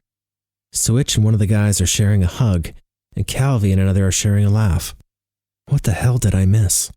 Some help you were, Switch says sarcastically. The other guys laugh. Roar walks out of the bathroom looking like a Viking that was at the losing end of a battle. I think it's time to roll, says Jack Willow, the band's lead singer. He's looking at the barman who's staring at Roar with cold, cold eyes. Roar is visibly fearful of the old barman and leads the pack out the door. The dark city is cold, and all the humidity from the earlier day is gone. The few people that are around look like a mix of nocturnal drug addicts and drunk college students en route to Bourbon Street. There's not much life around, save a glowing light that's coming from an English-looking tavern up the street. This newly formed gang is standing in a circle on the sidewalk apologizing to each other. It's looking like the beginnings of some very unhealthy friendships. Meanwhile, Roar is ignoring the chit-chat and is focused on me. My heart sinks. I'm weak, and I fear that another whack from him will be the end of me. He doesn't blink, and he takes 3 heavy steps toward me. I close my eyes and prepare to meet my maker. "I'll forgive you, Snake Man," he says into my ear as he gives me a bear hug, lifting me off the ground. "You owe me some money first, then I forgive you," he adds. "I can start by buying you a beer," I answer, looking up at Roar towering above me. I can't tell if this is the entertainment district or a warehouse district, but we all start heading towards the light of the tavern like a moth to the flame. We walk in the middle of the concrete road, limping, strutting, gliding along in the afterglow of adrenaline. I'm still not feeling myself, but the high energy of this crew of misfits has given me a lift. BSR are indie darlings who have kept their dark mystique as they have aged. They're the complete opposite of And Then. We're considered mainstream, basically created by the record company. We're in celebrity magazines with our starlit girlfriends. People don't go to vinyl shops and ask for our records, but they certainly would buy BSR records with pride. Jack Willow is wearing a loose-fitting brown blazer that smells of cigar smoke, wise guy leather boots, and the collar of his dated shirt is half sticking out. He walks next to me, and I wait for him to talk. You know, kid, I don't know how you do it, he says as he lights a half-smoked cigar. Do what? I ask. Work for Ronald Ramsey. Can't be easy. I don't work for Ronald Ramsey. I know what I sounded like, and I immediately regret it. Jack laughs out a cloud of smoke. He works for you, right? Look, you're deep in the machine, and it hasn't seemed to break you. You're a smooth kid. Thanks, I say as I run my hand through my hair. I can't tell if he's sincere or not. Jack is zeroed in on me, and he senses my defensiveness. You write your own shit, right? He asks. Yeah, I answer. I like that limousine song. Jack says as if the compliment was some kind of offering. Thanks? Jack wraps his arms around me and we approach the entrance to the pub. The place is called Moby's, as stated by the flickering neon light in the window above. There's a chalkboard next to the entrance with the words, Open Mic Tonight, scratched in large letters. The distinctive, shaky vocals of an open mic performer are pouring out of the entrance. The bouncer is staring at me in disbelief. And I can tell this will not be an evening that I can go unnoticed. Here you go, brother. For me and my son here. Jack still has me under his arm and pulls me closer as he talks to the bouncer. He gives the speechless guy a 20 and struts into the bar, finally releasing me from his grip. He makes a direct route to the bartender, lit cigar in one hand and a fistful of cash in the other. He hands the barman the cash and leans over the bar to exchange a few words. Our crew pours into the room, almost drowning out the nervous performer on stage. The lady is strumming a ukulele and singing sweetly. Then her song ends and we give her a loud applause. A heavy, empty glass is put in my hand, and the barkeep and Jack are handing glasses out to everybody in the joint. The host of the open mic thanks the lady and asks if there's anyone else who would like to play. Brad wants to play, Jack shouts, and he pours what looks like whiskey into my glass. He continues around the room, filling glasses, and it's as if his feet never touched the ground. No thanks, I'm good, I respond, waving my hand dismissively. I back away to the edge of the room. I consider joining Calvi and Switch, but they're sitting at a table with a couple gals and I don't see a place for me. Alright, I'm the host of the open stage tonight, so if anybody wants to come up, just let me know. My name is Vince Stark, and this song is called Wood by Alice in Chains. The host begins to play quietly, a stripped-down version of the famous song. We all shout out and cheer and support. The energy in the little room is electric. I don't know if it's just the whiskey, but I'm truly having a good time. My headache's long gone, and I take in the positive energy that's swirling around the room. I wish Lael was here now. The bassist and drummer, Greg from BSR, hop on stage. All the equipment was there waiting, asking to be played. The host, Mr. Vince Stark, looks very pleased to have the famous rhythm section join him. I'm surrounded by people who are trying to buddy up with me or have their picture taken with me. I point to the stage, indicating that's where their attention should be. The bassist gives the signal to keep the same riff going so they can get into it. The sound gets bigger, and the room cheers as the drums and bass fill out the sound. Switch, Calvi, and their new lady friends begin to dance. So where's the girl? Jack asks as he tops up my glass. The girl? I question. Your new bass player. Who I assume is your new girlfriend? Jack adds. She's Ramsey's daughter, you know, I say. I know, Jack says through a smile. A silence lingers and Jack takes a drink from the bottle, continuing on. The boss's young daughter. And your mates think she's going to ruin the band. Just make sure it's worth it. Worth what? Everything. Without question, I answer. The words fall from my lips and I hold eye contact without blinking. Life is too short, man. Trust me. It goes fast. You'll be just fine starting over without Ronald Ramsey. If you're in love with this young lady, jump in. Take her. Never look back. I look at Jack very suspiciously. He seems to know more details than he should. Just intuition, perhaps. Come on. Jack again takes me under his arm and he walks me to the stage. The room begins to explode as we step up. Jack hands me a mic, but I wave it away and motion him to begin the verse. He complies. The host and Jack both sing the verse while I size up the guitar and amp in the corner.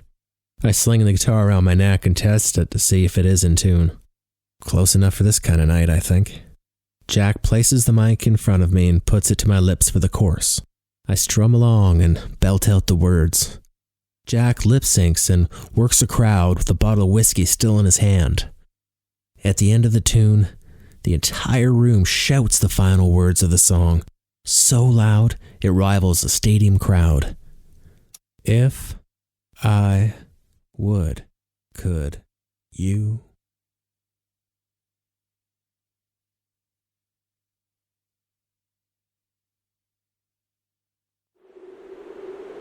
It's rare I see snow and I can't remember the last time I saw it fall so heavily. The wind is blowing sideways and I could feel it push against the side of the bus. I know George can feel the wind because he's wrestling with the steering wheel, leaning close to the windshield. I don't understand how old George could even see the road at all. From where I sit, it looks completely black. The high beams make the falling snow look like stars and comets whizzing by as I fly through space. But we aren't flying through space. We're on a highway, in the middle of nowhere, en route to Chicago, and we're all terrified. No one is saying a word. Everyone's eyes are forward, and we collectively brace ourselves when the large bus swerves and shakes. Everyone's in their usual spots. Lael's in her seat at the front of the bus on the right, near the exit. Seeing her visibly afraid awakens something inside me. I want to protect her. I have no idea how I might do that if the bus rolls off the highway, but foolishly, I feel like I could. I sit up tall and I square my shoulders. I don't care what my bandmates think as I make my way over and sit next to her. I wrap my arm around her and I smile. We've all heard how fear is contagious. The truth is, all emotions are contagious. I've made my living on that principle. Even at this point in my career, there are times when I walk on stage and the crowd is off. There's a funny frequency in the room that everyone has caught. There's no telling how it started, and it doesn't matter. If you don't like what's being said, change the conversation. It's my job to do just that, and I do it well. Sometimes it takes a carrot, and other times it takes a stick, and there are times when it's best just to not say a word at all, and wait for the right moment. Like a bear standing in a glassy pond watching the fish below, building trust, waiting. I'm waiting for her. I can feel her and all her emotions everywhere our bodies are touching. You do realize it's safer to fly than take the bus all around the country, don't you? Lael points out with a chuckle. This is another thing about fear. People are quick to pass blame. Although she's right. I'm the reason that we have to take a bus everywhere rather than fly. We're fine, I reply with a reassuring tone that's slightly forced. As I answer her, we pass flashing lights and sirens and can barely make out the overturned vehicles. Lael tenses up and pushes into me. Don't let the fear win, I say as I pull her in tight. I can feel her slightly relax, partly because she's amused by my cliché advice, but mostly because we are pulling off the highway. I assume we're being diverted due to the accident. So I guess you've been on a few blizzards on tour buses in your day, Lael asks. Actually, almost all our tours are in summer. Though there was a time in Norway where we had some close calls on a windy cliffside road. Why are we doing a tour in the winter? Lael asks. I don't know, I answer truthfully. Someone has to. As I take a moment to silently question why we are doing a winter tour. Lael notices my confusion and we share a laugh. Lael? Yes, Brad. When this tour wraps up, will you come with me to one of those tropical vacation places where the sand is white and the water's blue? Like Tahiti or somewhere like that. I ask her, as if I'm thinking out loud. What? She questions. Last day of the tour. We fly to a beach that looks like a postcard. I say, okay. Lael's simple one-word response drags out and her pitch dips and dives. The bus stops with a thud. George unbuckles his seatbelt and stands up to address the gang. He's expressionless as always. He straightens his ill-fitting blazer before talking. The highway's blocked. I'm sorry to say we can't go any further, and I'm sorry to say you will not make it to Chicago on time. We're parked in front of the only hotel for miles. I assume it will fill up quickly if it isn't already. I'm old, so I get priority for a room. If there's not enough rooms for everybody, there's enough fuel to keep the generator going, so the bus will be warm. Good night. With that, George puts on his gray hat and opens the door. The wind whistles and blows in snow. We're going to miss Chicago. That sucks. I can hear Calvi from the back. All right, lads, chin up. These things do happen. Everything from here to Chicago has been cancelled due to the storm, Arnie says while attempting to write an email on his phone. Well, let's try to get some rooms while we can, Switch says as he zips up his leather jacket. Right. Well, I'll look into it. Arnie gets up and makes his way out of the bus, forcing the door open against the wind. I stealthily hold Lael's hand for a moment and squeeze it tight to let her know I'm getting up. She pulls me in. I need to talk to you, she whispers. Okay, all right, I answer. Alone. Later. Everything okay? I'm not staying on the damn bus. We've been on this thing for 8 hours, Switch shouts. I don't mind staying on the bus. It's probably better than that Fleabag motel, Calvi says. This moment is not private, and whatever Lael has to say will have to wait. Fuck it, I'm not waiting here, Switch says as he stomps off the bus and into the blizzard. I'm going to see what's going on, I say to Lael. I push open the door and step outside. The wind is cold and feels like a million tiny shards of glass stabbing into my skin. I rush to the yellow light coming from the lobby entrance. When I step in, I'm overwhelmed by the smell of cats, cigarette smoke, and dusty electric heat. Madam, we need 5 rooms. Are you sure you only have 2? Arnie asks the lady behind the desk. The lady has big blank eyes that refuse to blink and thin brown hair that fall past her shoulders. Yippers, she says slowly. The cigarette smoke falls out of her mouth. Arnie steps away from the desk and turns to Switch and I. So, Arnie says. So, I add.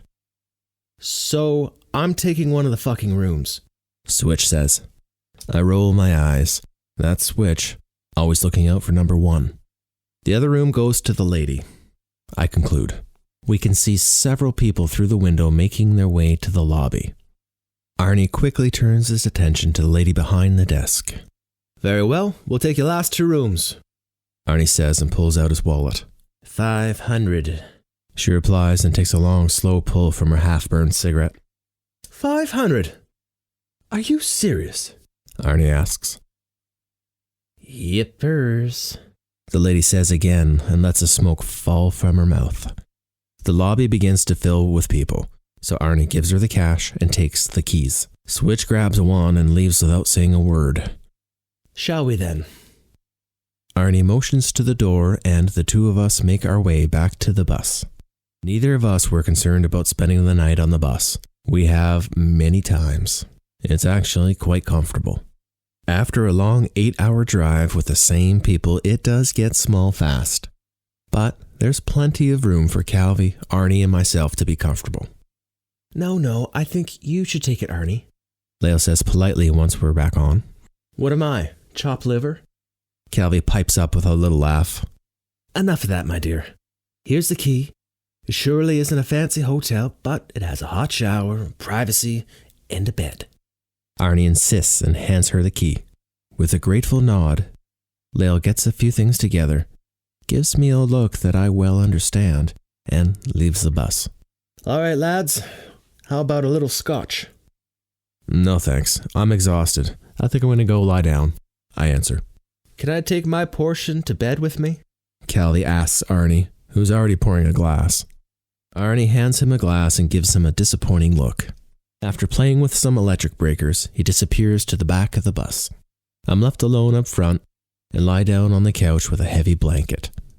Sometimes, when I'm lying here, getting ready to sleep at night, I'm hit with a wave of loneliness. I think about how I'm without family, that all my relationships are really colleagues. I'm alone. Then I ask myself, why? It's obvious it's my fault, but why have I never allowed someone to get close to me?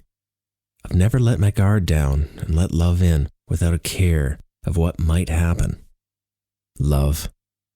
It's a drug I've never tried because I've seen it kill so many others. Maybe I'm the drug, and deep down, I know I'm no good. What kind of man needs this life I'm living? What kind of man wants to stand on stage and have tens of thousands of people scream for him? There's so much fakeness I've lost myself in, and I'm completely selfish. No, I'm not protecting myself. I'm protecting whoever wants to be close to me. I'm no good, and I know it. My own mother knew it. I feel sleep beginning to come. This is my internal process. I beat myself down to sleep every night. My phone vibrates. I'm pulled out of my sleepy thoughts and I see Layla's texting me. It reads, "This is a big bed for just me, ... I close my eyes and smile. If ever there was someone I should protect from my silly life, it's her. When the rock star thing wears off, I'm afraid of what she'll see. I don't want to fall in love with her, then lose her. The people I love tend to disappear, but it really is a drug. And I'm afraid I've already let it in my veins. It's flowing through my heart. I'm thinking about sneaking into her room. I'm thinking about taking her on a sunny vacation." I reply, "Room number, ? 213, she replies. I grab a few things and make my way over. I don't feel the cold because my blood is running hot. Room 213. I knock quietly and the door opens almost immediately. She's waiting for me. Layla is wrapped in a towel. Her face has no makeup. It's natural and beautiful. The room smells like her shampoo. "Hurry up, let's get under the covers. It's freezing," she says playfully. Layla takes me by the hand to the bed. I'm overwhelmed by her. Her silky skin, bright eyes, her soft lips that seem to want to smile. The heat in the room is cranked, and there's still steam coming from the bathroom. It's not freezing at all. "Come on, take it all off, Mr. Snyder," she says as she pulls my leather jacket off. I pull in and kiss her. Her mouth is soft and we melt together. My tongue wrestles with hers for a moment, then she pushes me away. I begin to undress. Layla playfully takes off her towel. I don't think I've ever met someone more comfortable being completely naked than her. She seems more at ease than when she's clothed. I'm not bashful, but I feel a little silly standing there naked. I'm more than ready for her, though, and she notices. "You're perfect," she says as she crawls over to the edge of the bed. With her hands on my naked ass, she pulls me in, and she takes me into her mouth passionately. But only for a moment. Then she sits up, so we're facing each other again. "Come to bed, baby. Aren't you cold?" Layla says in a soft voice. Her hand is running up and down, still commanding my attention, never breaking eye contact. I kiss her, moving so I kneel onto the bed and we hold each other tight, running our hands all over each other's skin. Even in this kneeling position, our bodies are trying to find each other. I'm trying to find her, and she's trying to accept me. I lay her down and our bodies know where to go. Her legs wrapping around me. My arms go around her. Kissing passionately, we make love. Rolling around, taking turns, simply letting go. I want to make her feel good. I want her to love me. My hands do everything they can to push her over the edge while I'm just moments away. We untangle and she opens her soul to me. I push in as deep as I can, overwhelmed by passion, but I'm still careful to be gentle. When it's over, I ease off and she puts her hand on my chest. "Where did you come from?" she asks in wonderment. We lie together, face to face, kissing softly. We let our lips graze each other. She tugs my ear lightly. I pull the blankets over us. She's smiling so beautifully. We stare at each other and just let the wonderful energy pass between us. At the same time, we laugh at our prolonged staring contest. "What was it you wanted to tell me?" I ask. The air in the room changes instantly. Her smile melts away. Leah lies on her back and pulls the covers to her chin.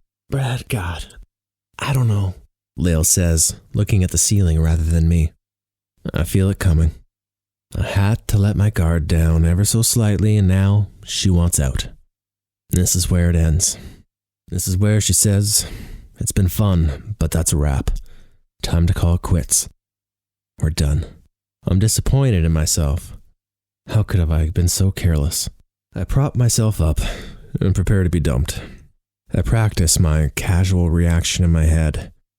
I don't want to lose dignity here. "Brad," she says in a whisper. "What's up?" Lael turns to face me. I can't read her expression, but the way she looks at me makes my heart quicken. "I'm pregnant." I feel nothing. I hear nothing. My heart has stopped and I've forgotten how to breathe. There's a microscopic version of myself living in my head that's desperately trying to bring me back to life. Pulling levers, yelling at computer screens, trying to help me react to this news. Slowly, very slowly, I begin to feel something. I hear the hum of the room again and I see her face. I have the same feeling as when I saw her scared on the bus during the blizzard. I want to protect her. I want to let her know she's not on her own. But unfortunately, I'm not yet able to speak. So, I just stare at her. I feel like I've been letting it hang for hours, but I know it's only been a few seconds. Leila always seems so confident. I think this is the first time I've seen fear in her face. I exhale and feel the muscles in my face relax. Feel myself become more present. We both put our heads on the pillow, letting the last of the fireworks in our chest burn out. I smile. She smiles back and I can see a flood of emotions in her eyes. There's a small part of me that's never felt more like a child. Immature and unprepared in every way. There's another part of me that's never felt more of a man, and with every passing moment, that feeling gets stronger. I look at this beautiful woman, and I know, deep down, this is the beginning of the rest of my life.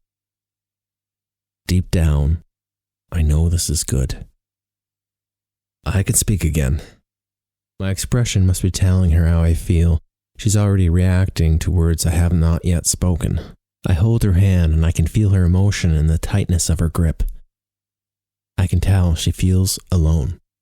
I know this is crazy, but the truth is, I'm happy, I say, as if thinking out loud. I consider for a moment that maybe she doesn't want to go through with it and this is going to be a very different conversation. I mean, we're in this together. You're not alone. A tear falls from her glassy eyes. I'm scared, she says, fear in her voice.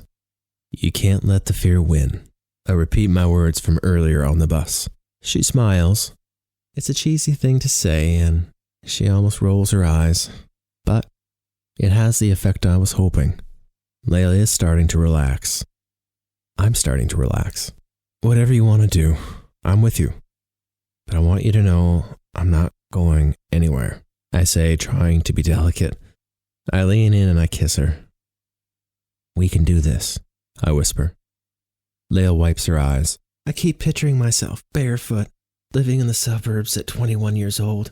God, this is not in the plans, she says. It doesn't have to be like that. Why? We can set up a little baby station on the side of the stage. Arnie, you could be a babysitter. We can have little baby headphones and a tiny little and then t-shirt. You can be a world-traveling rock star. Kill it on a stage every night. And still be a mom. Moms work all the time. You'll just have a cooler job than most. I'm getting excited and speaking quickly. Lael looks slightly overwhelmed, but at least she's smiling. Look, I explain. We're writing our own story. We're in control. I don't care about the band or the company. I care about you. Lael's hand is still in mine and I can feel it relax for the first time since she told me the news. Are we all right? I feel electricity in my chest when I ask the question. Lael smiles, leans over and turns off the light. She tucks into me and I hold her close. The room is dark and the sound of the blizzard outside rattles the windows. Yes, we are. Are you going to sneak back on the bus? She asks. That got old a while ago. We're done sneaking around. I want to tell the world, I whisper. We make love until we fall asleep. Time to get up. I wake up to the sound of Arnie's voice. The morning light coming from the window looks like heaven. The blizzard is over and there's a blanket of white snow reflecting the sunlight in a shadowless glow. Through the paper-thin walls, I could hear Arnie knocking on Switch's door a couple rooms down. Morning, sunshine, I say to Lael, who is slowly waking up too. I get dressed and look for the coffee maker, but this no-tell motel doesn't seem to have one. I'll get the coffee going on the bus. Meet you there, I say, then kiss her on the forehead. As I step out into the winter wonderland and close the door behind me, I see Switch stepping out of his room. He gives me a loaded look. I give him a smile that speaks volumes, and I don't look away. He walks my way and passes by close. Something you want to get off your chest? I ask him, daring him to say something. He doesn't answer. I have been more than patient with both his and Calvi's concern, and it feels good to give him a clear message. My patience has run out, and the conversation is over. Anyone else with a problem with my relationship with Lael will quickly realize I do not care what they think. I walk to the bus with a new confidence I've never felt. I feel like no one can hurt me. I'm in control. I'm a man. I step onto the bus and smell coffee's already brewing. George is reading his paper with the ease of a man in his own home. Switch is pouring an obscene amount of sugar into his coffee, and Arnie is finishing a conversation on his phone. It can't be easy for Arnie, taking care of this ragtag operation. I have good news, and I have bad news, Arnie says as he tucks his phone into his pocket. Good news first, I say as I walk by him to the coffee maker and pour 2 cups. Good news is, we'll make it to Denver on time for the show, Arnie says with a smile. And the bad news? Asks Switch. Well, Arnie's interrupted by Lael opening the door. I pass her the coffee I was planning to bring to the room. The bad news is we have to take a charter plane from an airport that's just a few miles from here. Arnie tries not to make eye contact with me as he speaks. Of course, this is only bad news for me because of my fear of flying. George will have plenty of time to get the bus to Denver, and then we continue the tour as usual. Arnie sits next to George and they begin to make some plans. I slowly sit down and try to process the news. But I'm jolted off the couch by Calvi, who is still sleeping, concealed under the blanket. Ah! Calvi shouts. Ah! I shout back. How in God's name can you sleep there with all of us talking? You weirdo. What did I miss? Calvi asks, rubbing his eyes. Aliens have taken over the world and we're the last survivors, Switch says with a smirk. We're flying to Denver on a charter plane, Lael chimes in. Oh. Calvi scratches his messy hair and takes a coffee cup that Lael poured for him. Okay, off we go then, Arnie says while George fires up the engine. We arrive at the airport, which is really nothing more than a runway and a hangar. There's a snowplow that just finished clearing the runway that pulls up close to us. The snowplow guy gets out and walks toward us. smiling with a cigar clenched in his teeth. You, Arnie? He asks after taking out the large cigar from his mouth. I am. Arnie answers. We're all standing abreast in front of the bus. Great. Chuck, I'll be taking you to Denver this morning. Right this way. Chuck says, motioning toward the small airplane. Righto. Come on, lads. Arnie responds, then waves goodbye to George. The bus pulls away. I feel like I'm in an ocean watching my life raft float away. I can feel the sweat build beneath my clothes, despite the cold air. It's okay. It'll be a short flight, Lael says to me. I'm fine, I say. I'm not fine. But I don't want Lael to see me like this. I try to conceal my anxiety and walk in the snowy footsteps of my bandmates. It's not long before we're all strapped into the tiny seats of the tiny plane. There isn't a seat left. Arnie's in the co-pilot seat wearing a headset. Chuck gets in and slams the door. The cigar has gone out, but it's still in his mouth. It'll be a rough ride. Denver's the worst. Stay strapped in tight. Chuck shouts at us over his shoulder. He pulls levers and switches and the plane shakes to life. It takes almost no time before we are racing down the runway and are in the air. My eyes are closed and I concentrate on breathing. I don't want to have a meltdown in front of Lael. I try to imagine landing safely in Denver.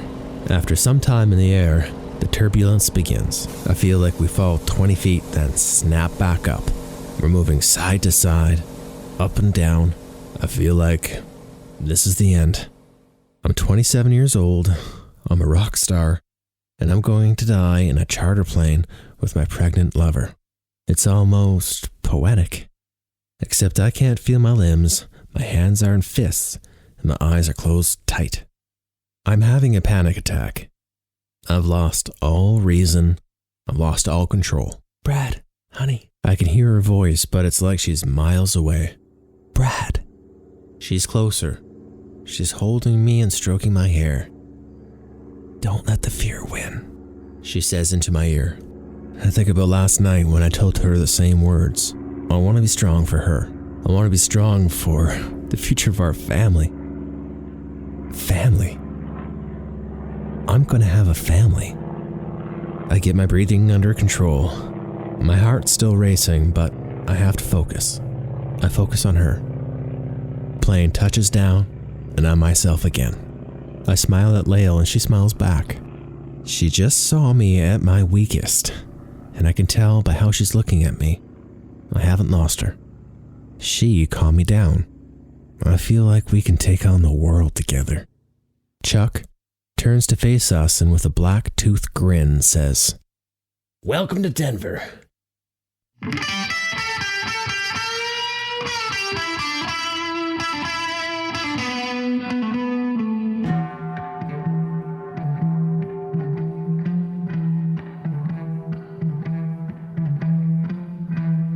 Once upon a time I met the one I call mine. We met in a mini mansion coming all night. She propositioned me to be in a movie on a night. I was bad, I don't mind you picking on me. We're two dark souls taking ferries in the night. Well, dreams so wild, they slowly come alive. Tonight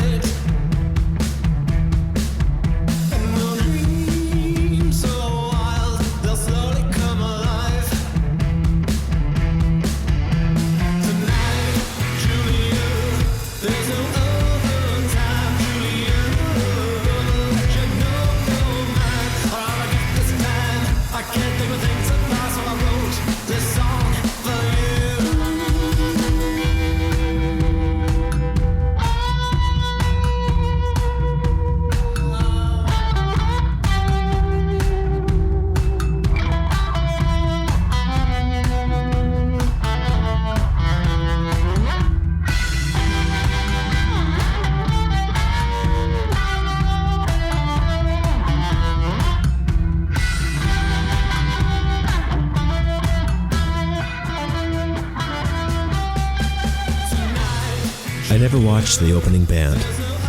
I know I should, out of respect, but I can't. The moments before the show are mine. I go to that other place I need to be able to perform in front of a sold-out arena of screaming fans. I hate the trend in music these days. It's too casual. It's fashionable to walk on stage eating an apple, dressed like it's laundry day. I'm not like them. I take it seriously.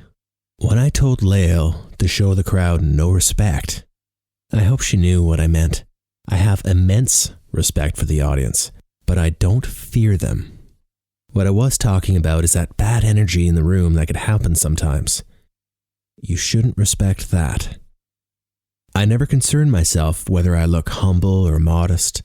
I don't overthink. When I step onto the stage, I demand respect. People want to be led.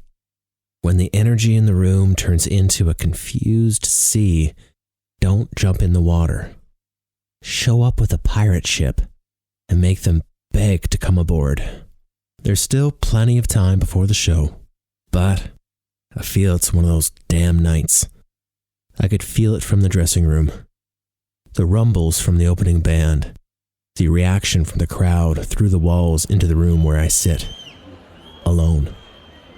I need to be alone today. I'm busy building the pirate ship in my mind.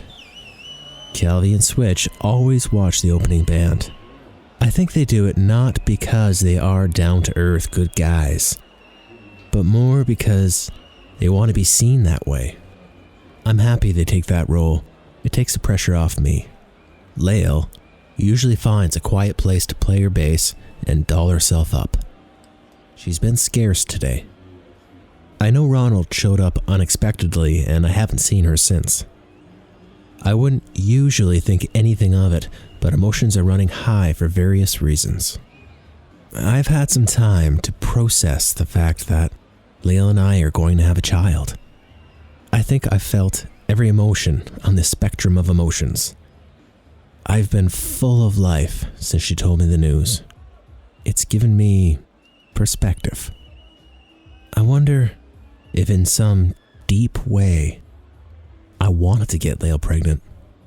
I've always been so careful in the past. All these years and I've never slipped one past the goalie. When she first told me the news, I felt fear. But there was this deep, immediate acceptance.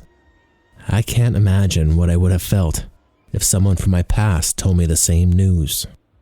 I probably would have felt an instant dread when I considered being tied to some woman for the rest of my life. But with Lael, that couldn't be further from the truth. When Lael told me, I almost felt relieved. She's a ray of sunshine. I'm creating life with the sun. I'm lucid and I'm letting my mind wander. I let it go wherever it wants to go, as long as it doesn't go into that confused sea just outside the walls. Time passes and the opening act is done.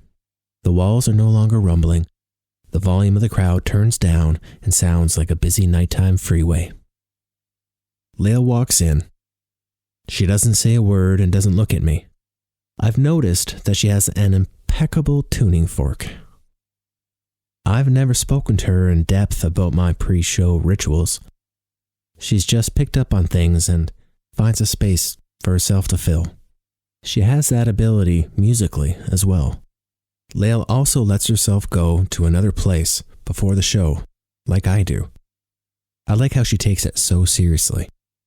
When she says my name, I'm surprised she's talking at all. "Brad," Lael says. I take a moment and turn to face her. She's sitting on the couch, slumped over in defeat. She looks nothing like she usually does before a show. Something is terribly wrong. "This can't be good," I say. "It's not," she says. I get off the chair in front of the vanity mirror where I sit and join her on the couch. "Lay it on me," I ask her. Arnie pokes his head in. 5 minutes, he says quickly, then disappears. Sorry.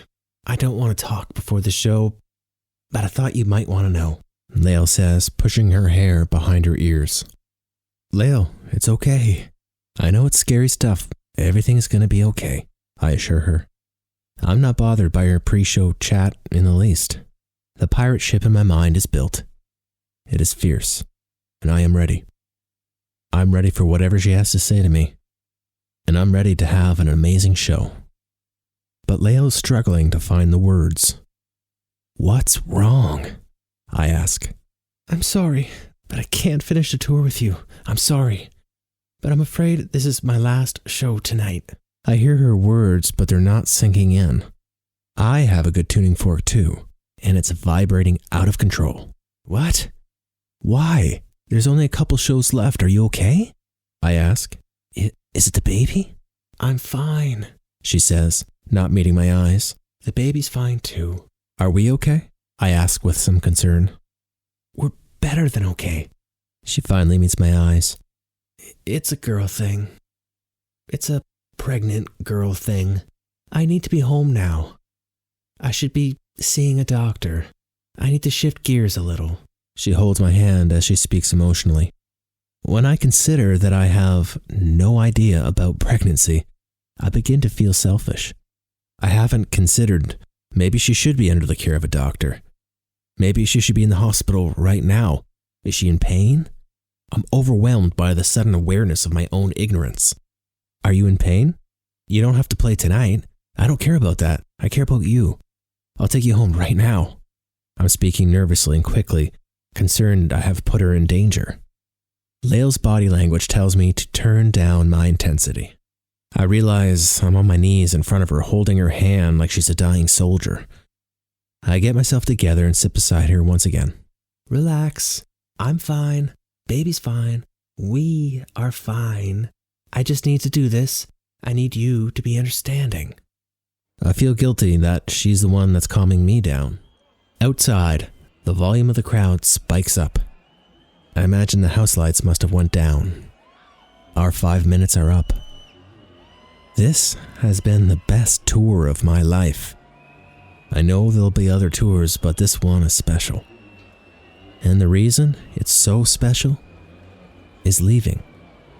And take a moment to let this reality sink in. The crowd starts chanting.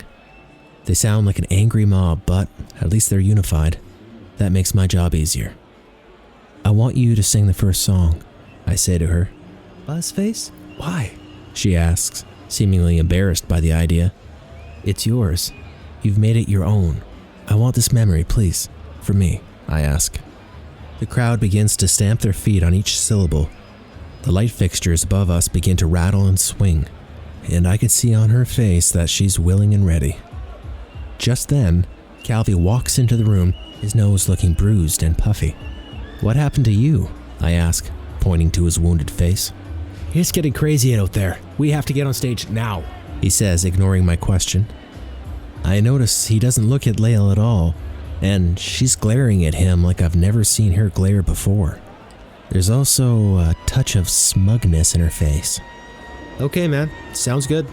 We're not far behind, I tell him. Calvi disappears. My attention is now back on her. If this is the last show with Lael on this tour, I want to remember every moment. I want her to have an amazing experience that she can draw upon for years to come. We stand up. I don't say a word.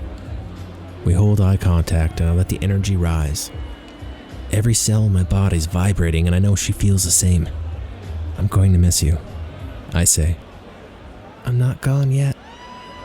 Then let's do this thing, I tell her. We walk to the wing of the stage. We look at each other one last time before we both disappear to the place we need to be. Lael walks on stage and the crowd stops its chanting and roars instead. She struts to her bass and I know there isn't a woman in the room that doesn't wish they had a fraction of her confidence. I try not to think about what the men are thinking. I wait from the wing of the stage and watch for a moment. A single spotlight shines on her. She takes a few steps to the edge of the stage and just stands there in the spotlight and lets tension build. Every eye in the room is on her.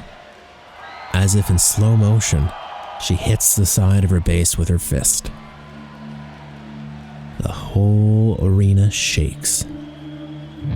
The note rings out and echoes. Her eyes stay up, and I imagine every single person in the arena feels like she's looking dead at them. She hits her bass again. Still her eyes are up, stoic and in control. Beautiful. She strikes the note again, this time hitting her famous pedal. It was loud before, but now it's violent. She's on her knees. Her technicolored hair is all over her face. On the fourth hit, the light man makes the entire stage glow teal. I walk out, and the entire band begins the slow, heavy, seductive riff. She whips her hair around and commands the stage. Commands everything. I stay back beside the drums and watch her as if I'm her biggest fan. Perhaps I am. She steps up to the mic and begins the verse. Combing back my hair, thinking of you, late night phone calls lead us to our end. I join her on the chorus. The crowd is perfectly unified. Switch and Calvi are in the pocket. We all sing together. In emptiness, I need a companion. In the dead of the night, I can find reasons too. And there's something in you that turns me on. The way Lael says the last few words makes me wish I could record the song again. She makes the song sexier. She makes the band sound better. When the song ends, the crowd lets her know she did a great job. But it's a challenge to keep that energy up for the rest of the show. If we ever do that again, it'll be a closer rather than open the night with it. Lael's a tough act to follow, but we manage. We blow the crowd out of the water with each and every song. It's one hell of an amazing show. When it's all over, we leave the stage and the crowd thanks us with a roaring applause that lasts longer than usual. I feel like they know it's a special night. Wow, that was a good one, mates. Arnie says to us. Let's get the VIP stuff out of the way so we can celebrate. Lately, we've been doing all the meet and greets after the show. I prefer it that way. I can't say I ever feel like doing it after the show, but it's a hell of a lot better than doing it before when it takes me out of the zone. Sometimes the fans really can vibe you out. Arnie guides us to where the radio winners and the big spenders wait. We round the corner, and I'm not only surprised by the amount of people waiting, I'm surprised by how many of them are teenage girls with teal hair. I think we're all taken back. Look at all the mini Laels, I say to her. I can tell she's both flattered and embarrassed, but she takes on the role well. I can't think of a better mentor for these young ladies to have. To me, Lael is strength. She uses her feminine energy in a beautiful way that empowers her. It looks like she has some young followers that feel empowered by her too. We all stand abreast as usual. The teal-haired young ladies skip right past Calvi, Switch, and I to meet Lael. They look up to her with wide eyes. Lael becomes a slightly different version of herself when she greets the young ladies. She seems tougher in a way, and I feel like she knows her manners are going to be emulated by these girls and she only has a moment with them. I like her message. The world treats you like you let it. Be tough. I'm beyond proud. I'm not happy this is the last show with Lael for this tour, but I can't ask for a better send-off. Lael takes pictures with all of them. There's a nice moment when a teal-haired young teen does a little princess pose for the camera and Lael shows her how to do the rock and roll symbol with her hand, demonstrating how to scowl. That little girl's still a princess when she leaves, but instead of a wand in her hand, she carries a sword. I'm high from the show in the best way, but what goes up must come down, and when Lael gives me the look that she's leaving, I come down hard. I crash. All right, partner, I'll see you in a week, Lael says with a half smile. Now? You're leaving now? I question. Come on, walk me out, she says. She exchanges hugs and goodbyes with Switch and Calvi. Her hug with Calvi was awkward and hard to watch. She laughs it off and heads down the hall. and we stop at the metal door that leads out to the loading area. I have a ride waiting for me, she says. So this is goodbye. For a week, she assures me. Actually, less than a week. You better come straight to my place when you get back to LA. Her voice is soft and caring. And text and call me whenever you can. I'll update you with any baby news. I'm going to miss you, I say. I'm trying not to be over the top. I don't want to freak her out. But the truth is, it's breaking my heart that she's leaving. Somehow, though, I keep it together and I save face. I wish I could find the words, but they're just not there. She opens the door and I hold it while she goes outside. There's a black limousine waiting. Fuck, this is all happening too fast. Don't forget about me, Snyder, she says as she struts away. I hate to see you go, but I love to watch you leave, I call out to her. She turns her head and laughs. We're both grinning at each other. It would be as good a send-off as I could ask for, but then it happens. The limousine door opens, and Ronald steps out. He's wearing a long black trench coat and his lips are in a closed grin. My smile disappears when we briefly make eye contact. Lael doesn't look back at me. She gets into the shiny black limousine and Ronald follows her. As I lean against the post in a dark loading area and watch the limousine drive away, I think about a song I released on an old album called Spaceship Limousine. It's about a young limousine driver that modifies his limousine so it can fly to space in order to impress a lady. It's a song that wasn't well received, but still one of my favorites. When you're in love with a gal, you'll do anything to impress her. I'm in love with Lael, and I will fly to the moon for her. This is going to be the longest, slowest week of my life. Thank you. We are And Then. You can buy our album wherever you buy music. This is our last show of an amazing tour. So this is a special night. I hope we made you feel good. This last song is called Shut the Door, Have a Seat. I shout into the mic, addressing the sold-out crowd. The audience is a sloppy bunch. Vegas is always an interesting show. People eat too much at the free buffets and drink more than they ever normally would. They are mostly all fans, but you'll always find a handful of folks who are just looking for some entertainment. They could have seen a magician or Celine Dion, but they came here. I don't hate playing in Vegas, but it does feel more like work sometimes. The crowd is there to be entertained, unlike somewhere like Portland, where the crowd is there to participate and create an experience with us. I make it through our last song, which is accompanied by a guest saxophone player. We politely wave and leave the stage. Bruce Ross doesn't have a fraction of the energy Lael brings to the music, but he's a pro, and I appreciate him helping us out. I put my guitar on a stand that's next to smiling Arnie. This was one hell of a tour, my friend, Arnie says to me. Yes, it was, I answer. I raise my arms and give Arnie a hug. Until next time, I say, then quickly add, but next time, no charter planes. We share a laugh and part ways. I make my way down the steps into the backstage area. Everyone's trying to make eye contact. There's a certain pressure. All these folks will tell the story of what you were like. I smile and say hello, but I keep on walking and remind myself the show really isn't over until you close your hotel room door. It's just a different act.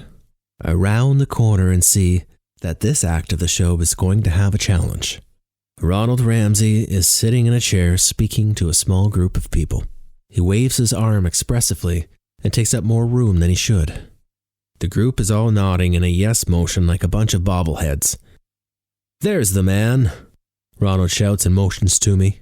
Ronald, I address him with respect, but without reverence. What brings you to Vegas? I ask. I came to see the last show. Sold out. Very impressive.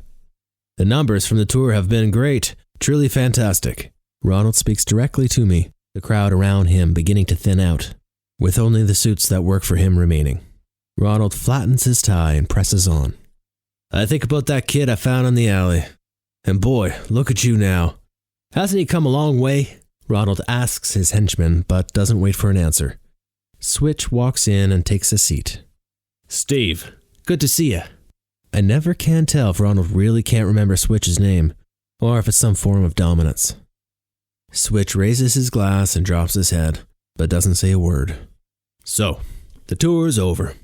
After a little break, let's get back in the studio. Let's keep the energy up. Now's not the time to start slowing down. Ronald's voice fills the room, even though he's looking into the vanity mirror as he speaks. I consider telling him that his days of controlling my career are over, that he can sue me all he wants, and I'm leaving, and I'm taking his daughter with me. I smile at the thought, but I don't want to be careless. This is Lael's father after all. For now, I will play my cards safely. This is what we do, I answer casually. Good. I look forward to hearing some demos. I have some other business to take care of.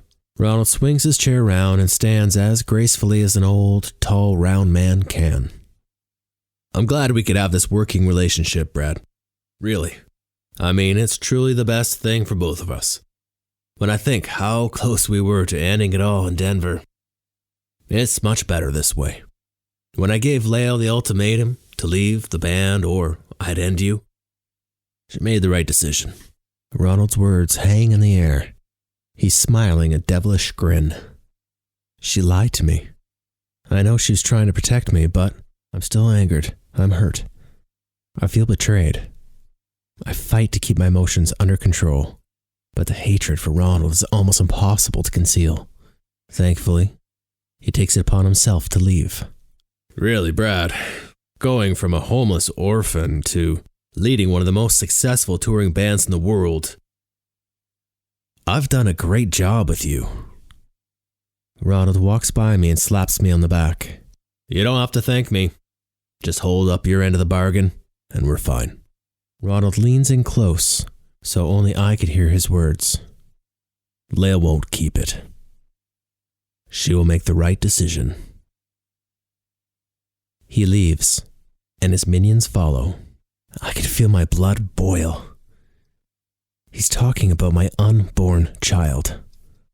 Why didn't Lael tell me he knew? Why didn't Lael tell me about this ultimatum? My relationship with Ronald is going to change forever now, and I'm looking forward to it. Why can that man never get my name right? Switch asks.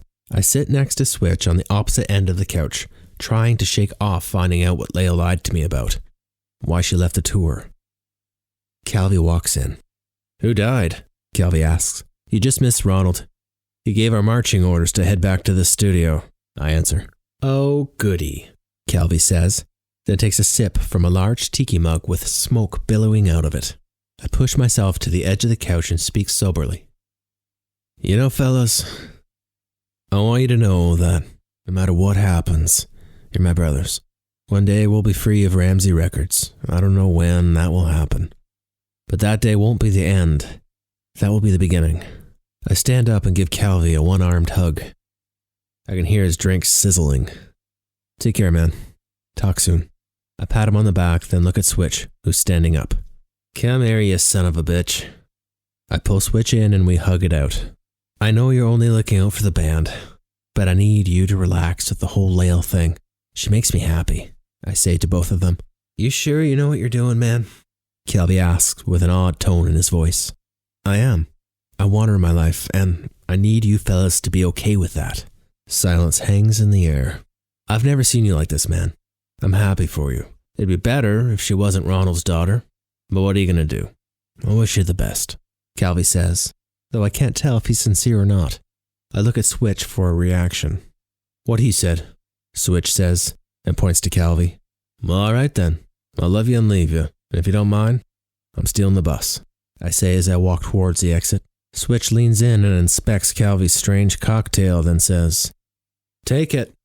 I'm sick of that damn bus. Take care, fellas. I wave as I walk out the door. I'm in the back parking lot and I see old George, drunk as a skunk, wearing one of those visor hats gamblers wear. Hey, George, looks like you're heading back to the tables. I was hoping for a lift to LA.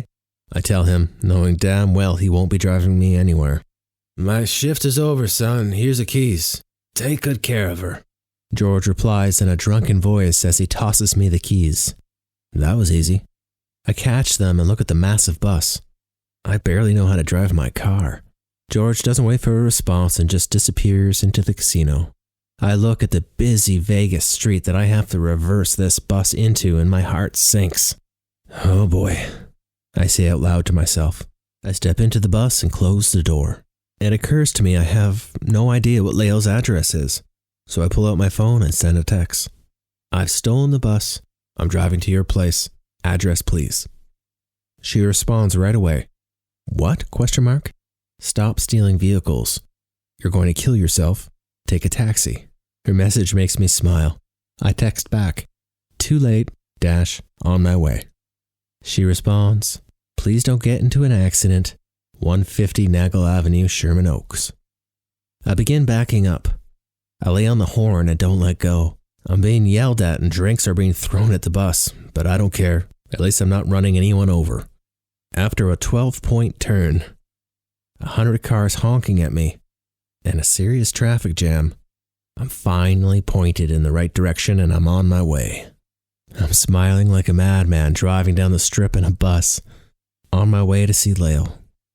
God, I miss her. I can't wait to see the look on her face when I pull up with this thing.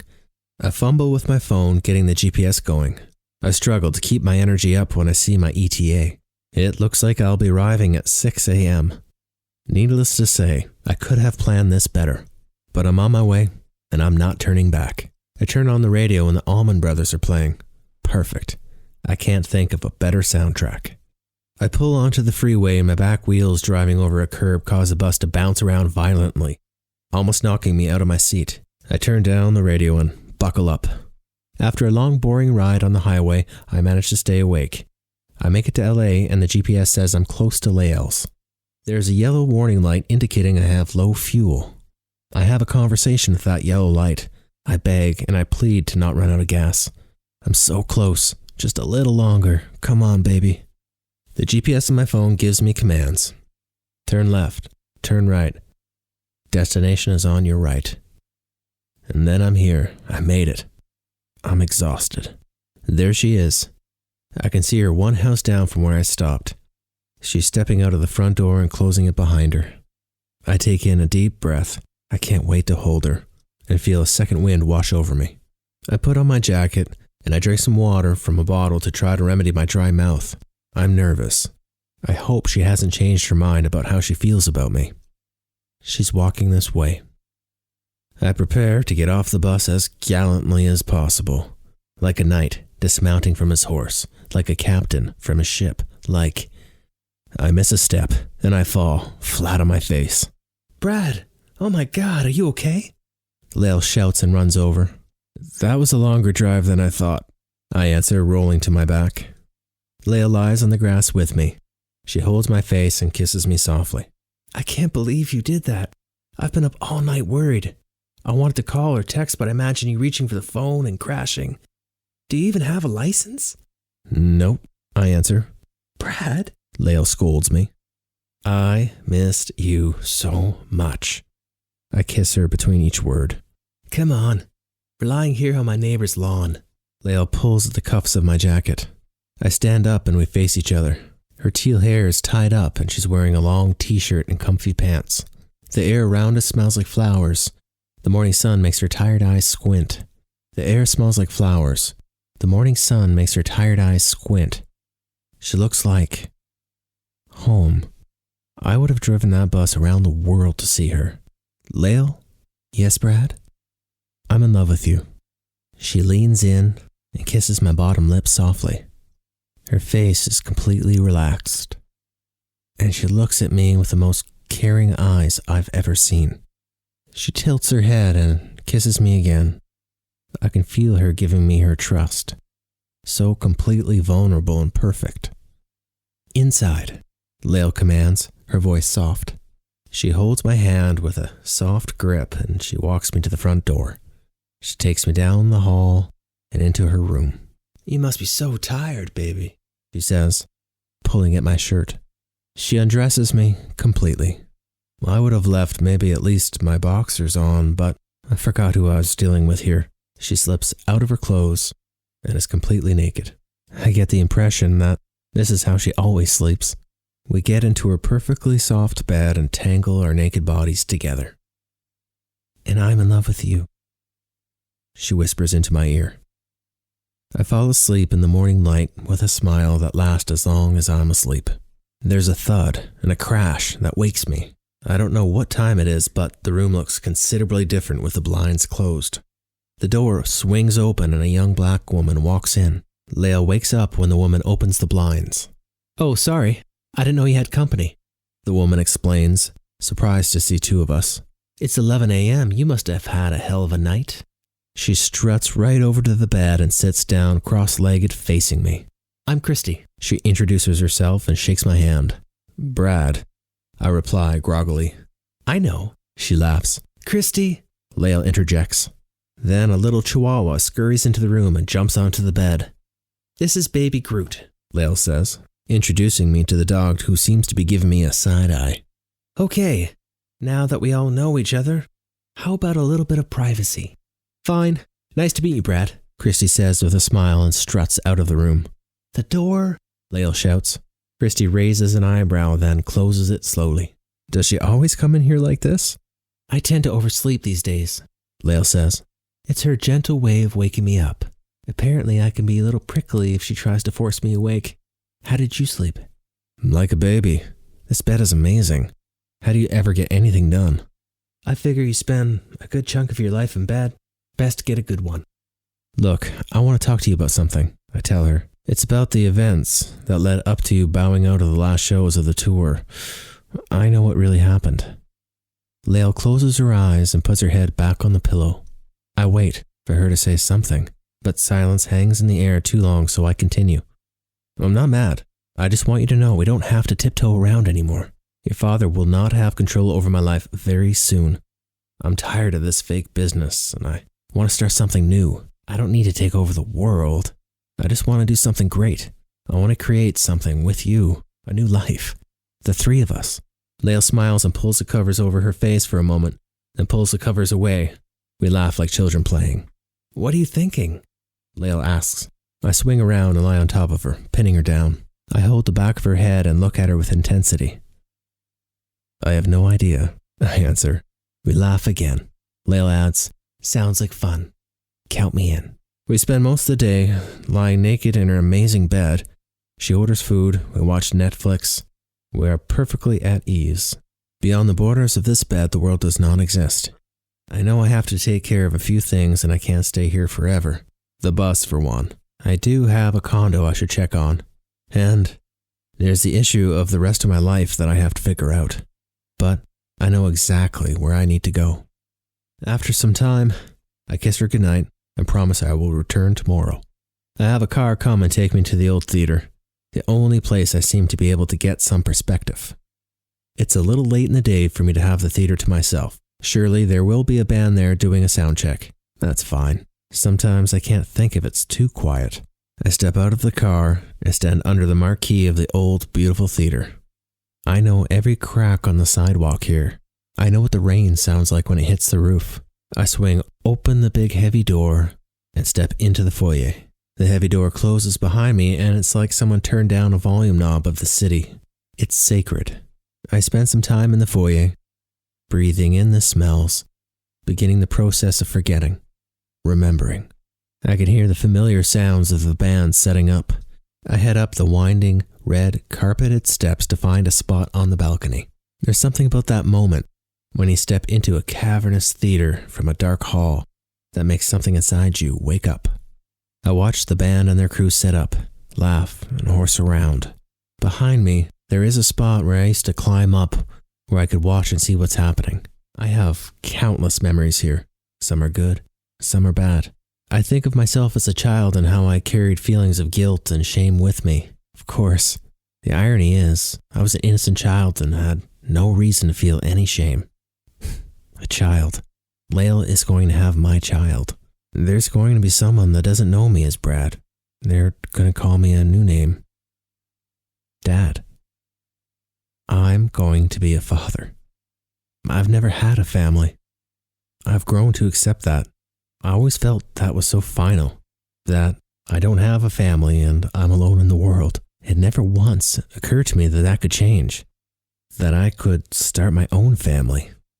I wish I had someone that I could share this news with. I could imagine what Mr. Robson would say. Surely he would be a proud grandfather. When Lael told me that she was pregnant, there was a part of me that was a scared kid, but those feelings are gone. It made me see the child that I am and I know I must face. I did what I had to do to get here, but it's time for me to take control over my life. It's time for me to become a man. If Ronald wasn't her father, I would simply walk. I would tear up the contract and walk away. He could do his best, but I know I'd be fine. Even though I hate the man, he is her father. So I'll give him one chance to do what's right. He's made threats. I have to consider that maybe he is dangerous. I could be worth more to him dead than alive, but I don't believe it. I'm not concerned about that. Deep down, I know my safety's not in jeopardy like he's talking about. Did you come to say goodbye? I'm startled by her voice. Miss Sugar steps into the balcony, an older version of the woman I knew, but it is unquestionably her. Say goodbye? I question. Sugar takes the seat next to me. How are you, kid? She asks. I'm doing my best. I answer. Well, I guess that's all they could ask for, she says with a chuckle. Are you going somewhere? I ask. Oh, you don't even know. It's the theater, sweetheart. It's being turned into condos. In a couple of months, this will be a construction site. Money talks, I guess. Sugar's words hit hard. She delicately opens a flask, then takes a hit, then offers it to me. No thanks, I say, waving my hand. I can't find the words, so I don't reply. I look around the theater and feel like I'm looking at a dying friend. I take in a slow, deep breath and calm my emotions. I'm going to be a father, I tell her casually. Fantastic. Good for you. What do you know? The kid is going to have a kid. She sounds drunk. She tries to take another drink, but the flask is empty. I have an 8-year-old son, you know, she says. I didn't know that. What's his name? Kevin. We share a moment. I have a hard time imagining Sugar as a mom. But then again, I'm sure she's having a hard time seeing me as a father. How much did they sell the theater for? I ask. I don't know. I have a business card here. A realtor left it around and I grabbed it. She rifles through her leopard print bag. Here it is. She hands me the card. Sure, I'll see you around, kid. Congratulations on being a father. That's real swell. Sugar gets up with a fraction of the grace she once had and leaves the way she came in. I look at the card. Mary Cade is the name. Her picture's on the card. I've always wondered why realtors put their headshots on everything. Mary Cade. I think we need to have a conversation. But first, I have some business to deal with at Ramsey Records. Say it's wrong when you're saving babies. Well, it's always been this way.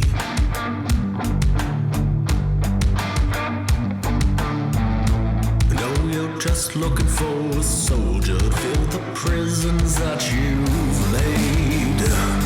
I'm afraid of the things around to gain.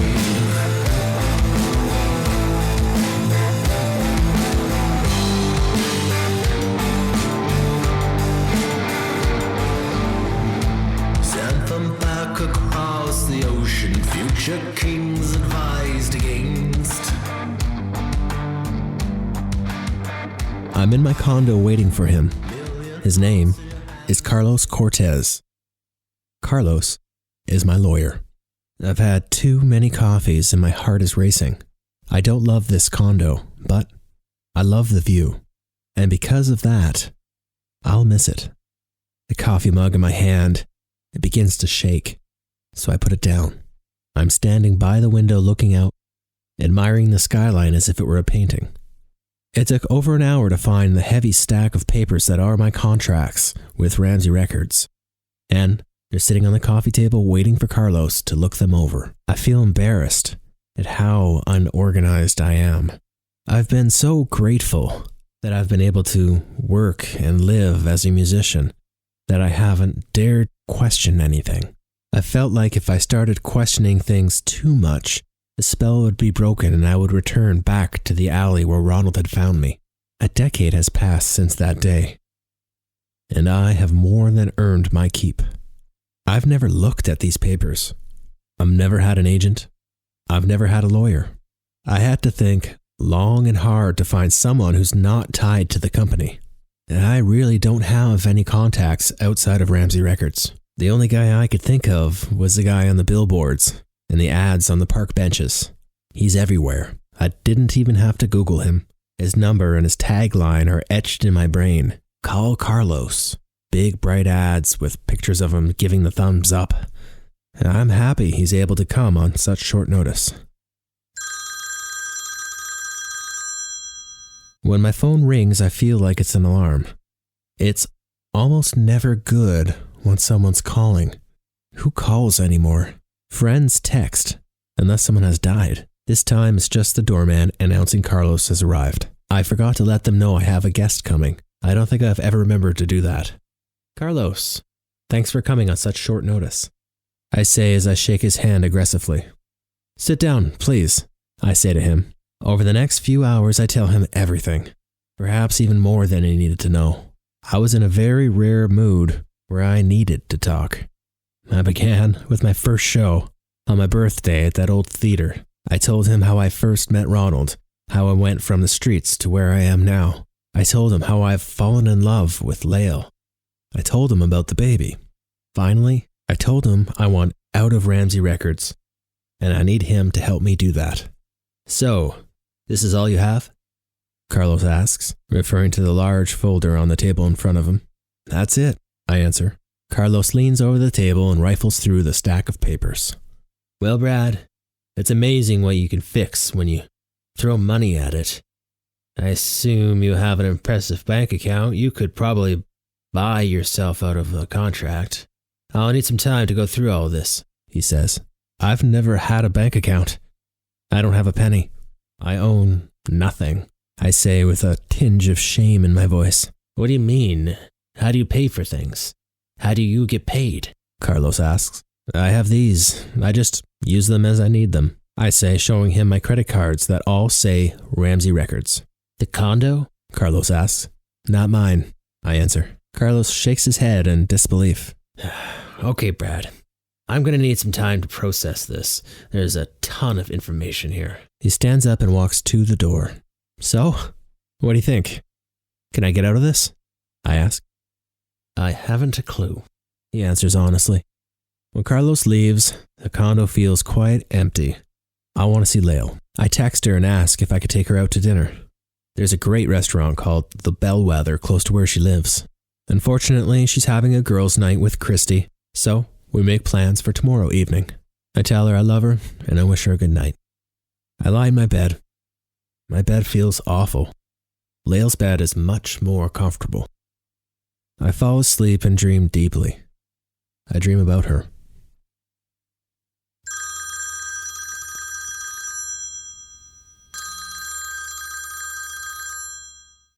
It's morning and my phone is making that awful sound again. It's like a siren warning me another human wants to talk to me, and it's never good. I do wake up, but I don't make an effort to answer.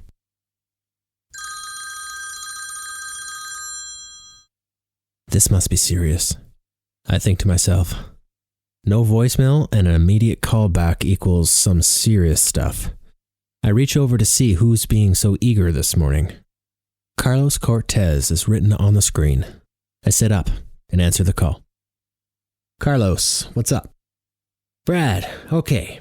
So, if I understand you correctly, you're a weirdo child star that's never had a bank account. So obviously you've never cashed a check, right? I take a moment to shake off the lack of respect, then answer. Right. Okay. I've been up all night with this. I think I have something, he says with some excitement. Great. What's up? I ask. Well, the bad news is I think you have the worst deal ever made in rock and roll history.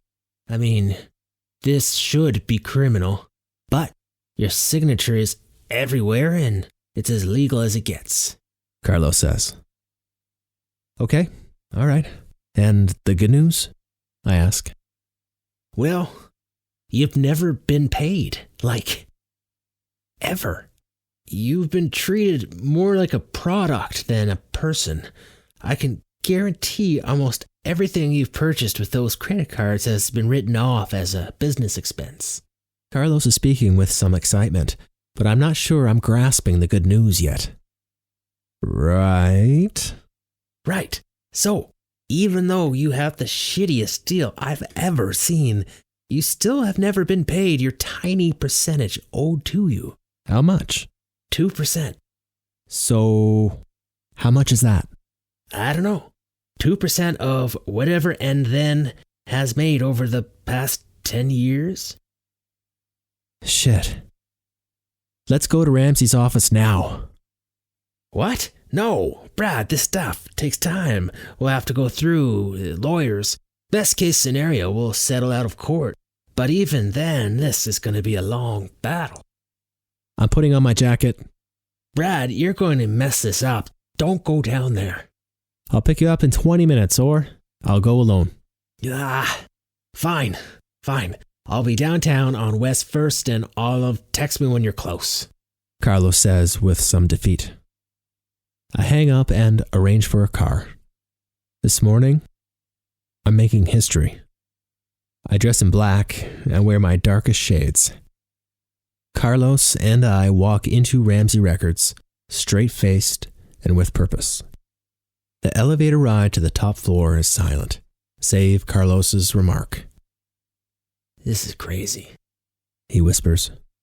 I smile to myself as the elevator door slides open to the familiar top floor of Ramsey Records. I walk straight for Ronald's office with Carlos in tow. Oh, Brad, we're not expecting you. You know we need to make an appointment. Ronald's secretary stands up and speaks with urgency. I ignore her and open the office door. Ronald is at the desk and looks up from his papers to see me. He is obviously surprised. His secretary rushes past me. I'm sorry, Mr. Ramsey. I tried to. She's cut short by Ronald. It's fine. Leave us. What do you want? Ronald asks with a blank expression, not even interested in who Carlos is beside me. What do I want? I want out. And I want what's owed to me. And I want it to happen today. Shut the door. Have a seat, Ronald says. I doubt he even realizes that what he just said is the name of one of our songs. That's just how out of tune he is. Carlos shuts the office door and we both sit in the chairs in front of his desk. I take off my shades and fold them down one arm at a time. Who are you? Ronald finally asks Carlos. Carlos Cortez, I'm Brad's lawyer. Carlos replies. Good for you. So, Brad, you want a check and you want out. First, you knock up my young, impressionable daughter, and now you come here and demand money from me. I took you from nothing and made you into a star. Where's the respect? Where is the appreciation? Where's the money? What money? I'm a multi-platinum selling artist that has written every single note on every song, CD sales, merchandise, sold out world tours. Amazing. Truly amazing. Do you realize the entire building works to make that happen? Do you realize how much that all costs? I've given you everything. Ronald's face is red with anger, and now he stands up and puts his fists on the desk. He yells, veins protruding from his forehead and spit flies from his mouth. You were nothing before I made you into something. I stand and match his aggressive posture. 2%. You don't think I deserve 2%? My fists hit the table in the last few syllables. We stand off. Ronald has lost something and he knows it. He's lost control over me and it's driving him mad. I'm starting a new life. I'm done with this. I'm going to be a father. I just want what's owed to me. Nothing more, I say. Ronald turns his back to me and looks out the window. So you want to be a family man? He asks. Yes, I do. I say with confidence. What kind of family man starts a war? Arnold asks as he turns from the window to face me. It doesn't have to be a war. 2% over the last 10 years, whatever that number is. I say and take a step closer. Cut it in half. Write a check this afternoon and we could part ways. We both know our lawyers will make more out of the court battle than anyone else. We have one thing in common. We both love Leo. Neither of us want to hurt her. God knows she doesn't need any stress right now, Ronald. You can think of it like you're writing a check for your daughter and your future grandchild, because you are. Half? Carlos asks from his sunken position in the chair. Half should be plenty to start over. I don't need to be a rich man. I just want to start over with Leo. I realize that the company and you have done a lot to get me where I am, but you've been well compensated for that. I walk to the door. Carlos, it's time to go. I call back to him. Carlos gets up to follow me. Wait. Ronald calls out to me from behind the desk. My hand is on the door handle, my back is to him. I don't turn around. I stand still, and he could tell I'm listening. What are you going to do? He asks. What do you mean? I turn to face him with my reply. If I let you go, are you going to the competition? He asks. No, I answer truthfully. Then, what's the plan? That's not your concern. Lael is my concern. I'm buying the old theater. I answer. I step closer and closer to him. I want him to know that I'm stating a fact. I am not asking for permission. Lael and I will continue making music independently. Ronald eases back into his chair, looks at the ceiling and smiles to himself. His thoughts are unreadable. The old theater, he muses. I know I haven't been the best father. Look, Brad, if this is what Lael truly wants. Ronald drops his hand submissively. I'll give you the full 2% if Lael owns half the theater. I'm not sure how to respond. I couldn't ask for a better outcome, but I'm put off by this sudden human side of Ronald for some reason. I can't find the words, so I say nothing for the moment. I stand up and I shake his hand. We hold eye contact. His grip is firm and he doesn't let go. I can't read him. I just hold my ground and wait for him to let go of my hand. Finally, he does. And I head out the door. One more condition, he says. I turn around and I raise an eyebrow. Name the theater after her mother, he says while writing something. He seems to have moved on to other business already. Consider it done. And with that, I leave Ramsey Records. When I step outside, the air feels different. I feel light on my feet. I'll get a car, I say to Carlos. Wait, something's up here. What does this mean? I show Carlos the screen on my phone. Your credit card declined, pal, Carlos says. That's never happened. Damn, my phone isn't working right now. That was fast. Cancelled your credit cards and phone. Carlos can't help but laugh. This is what it's like to be mortal, friend. Can you take care of the car? I ask. I'll put it on your bill. You should get what you can from your condo while you can, by the way, Carlos says. I think about the guitar sitting on its stand in the corner, the one Mr. Robson had given me. Carlos insists on waiting in the car while I go up to the condo. He makes the valid point that I'll need a ride somewhere after I grab my things. As Carlos thought would be the case, I'm already locked out. Thankfully, I've become close to the doorman and he agrees to let me in to grab a few things. I grab my guitar and throw a few things in a suitcase. I'm in and out in 5 minutes. So where are you headed? Carlos asks. Sherman Oaks, I answer. We sit in silence for the entire ride. When we stop in front of Lael's little house, I hand him a realtor's card Sugar had given me. So, how are you at negotiating? I ask. I'll see what I could do. I guess you want me to handle getting that check too. If you do get the theater, I assume you'll have to incorporate? I can help you with your plans, don't worry. I'll be in touch very soon. Carlos says, shaking my hand. Thank you, I say sincerely. I'd wait till you see my bill before you thank me. He says out of the open window of the car while it drives away.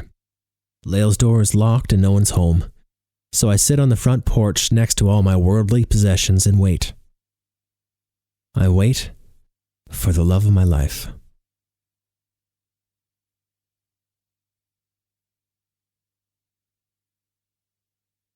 Don't wake up, I whisper to Emma. I promise you life isn't so hard. I whisper so quietly, I'm barely making a sound. My beautiful daughter is curled up on my chest. We are in bed, and it's the middle of the day. Her name is Emma. She's 4 months old, and I'm in love. Her tiny little hand squeezes my finger as she dreams. Other than her diaper, she's naked, and I could feel her go through a spectrum of emotions as she sleeps. Slowly, I push back her thin hair. Each time she smiles, I smile back. Her eyes open, and she leaves her little dream for a moment. Her blue eyes are bright, and they shine with love. She looks deep into my eyes and then closes hers and returns to her little baby dream. My phone vibrates on the table, and I silence it as quick as I can. It's a text from Lael. Look what came in today! ! A picture of a large vintage mixing console, and our new recording studio is below her message. It's a classic. It's a Neve, and it cost me almost as much as the theater. I share her excitement. It's the final piece we've been waiting for. Almost all the construction is nearly complete. The theater came with the next building as a package deal, and it didn't take long for Lael to come up with the idea to build a recording studio. The theater's our base camp, our creative headquarters. It's always been a sacred place for me, and I can't think of a better venue for my family to grow. Most of the old crew still work the live shows, and a few of them are helping out on the recording studio side as well. I text her back. Yes! ! We are on our way. Although I want to get to the theater and share the excitement and check out the new mixing desk, I stay here a little longer. My young Emma is peacefully sleeping on my chest and I don't want to wake her yet. I've never felt more at home than I do here. Lael often talks about moving into a bigger place, but I want to keep things just the way they are for as long as I can. Deep down, I know it feels so good here because of Lael and Emma and has little to do with the actual house. I'm sure it will feel more or less the same wherever we are. I just don't feel the need to move to a big fancy place. It helps that we renovated the space above the recording studio into a condo. Lael loves having a place in the city, and I do too. I have a feeling that the next few chapters of our lives will be set in the theater, the recording studio, and that condo. I'm excited about the future. I'm excited about today. I start getting things together. It's a slow process. I've learned not to rush. One thing at a time, and it all gets done. It's taken me time to learn this patience. One time I locked Emma in the car with the keys in the ignition. I had to call for help. Lael doesn't know that happened. Maybe one day when we're old and gray, I'll tell her. I keep on checking my pocket to make sure of something. For a moment, I don't feel it and my heart skips a beat. But then I find it. I slowly exhale.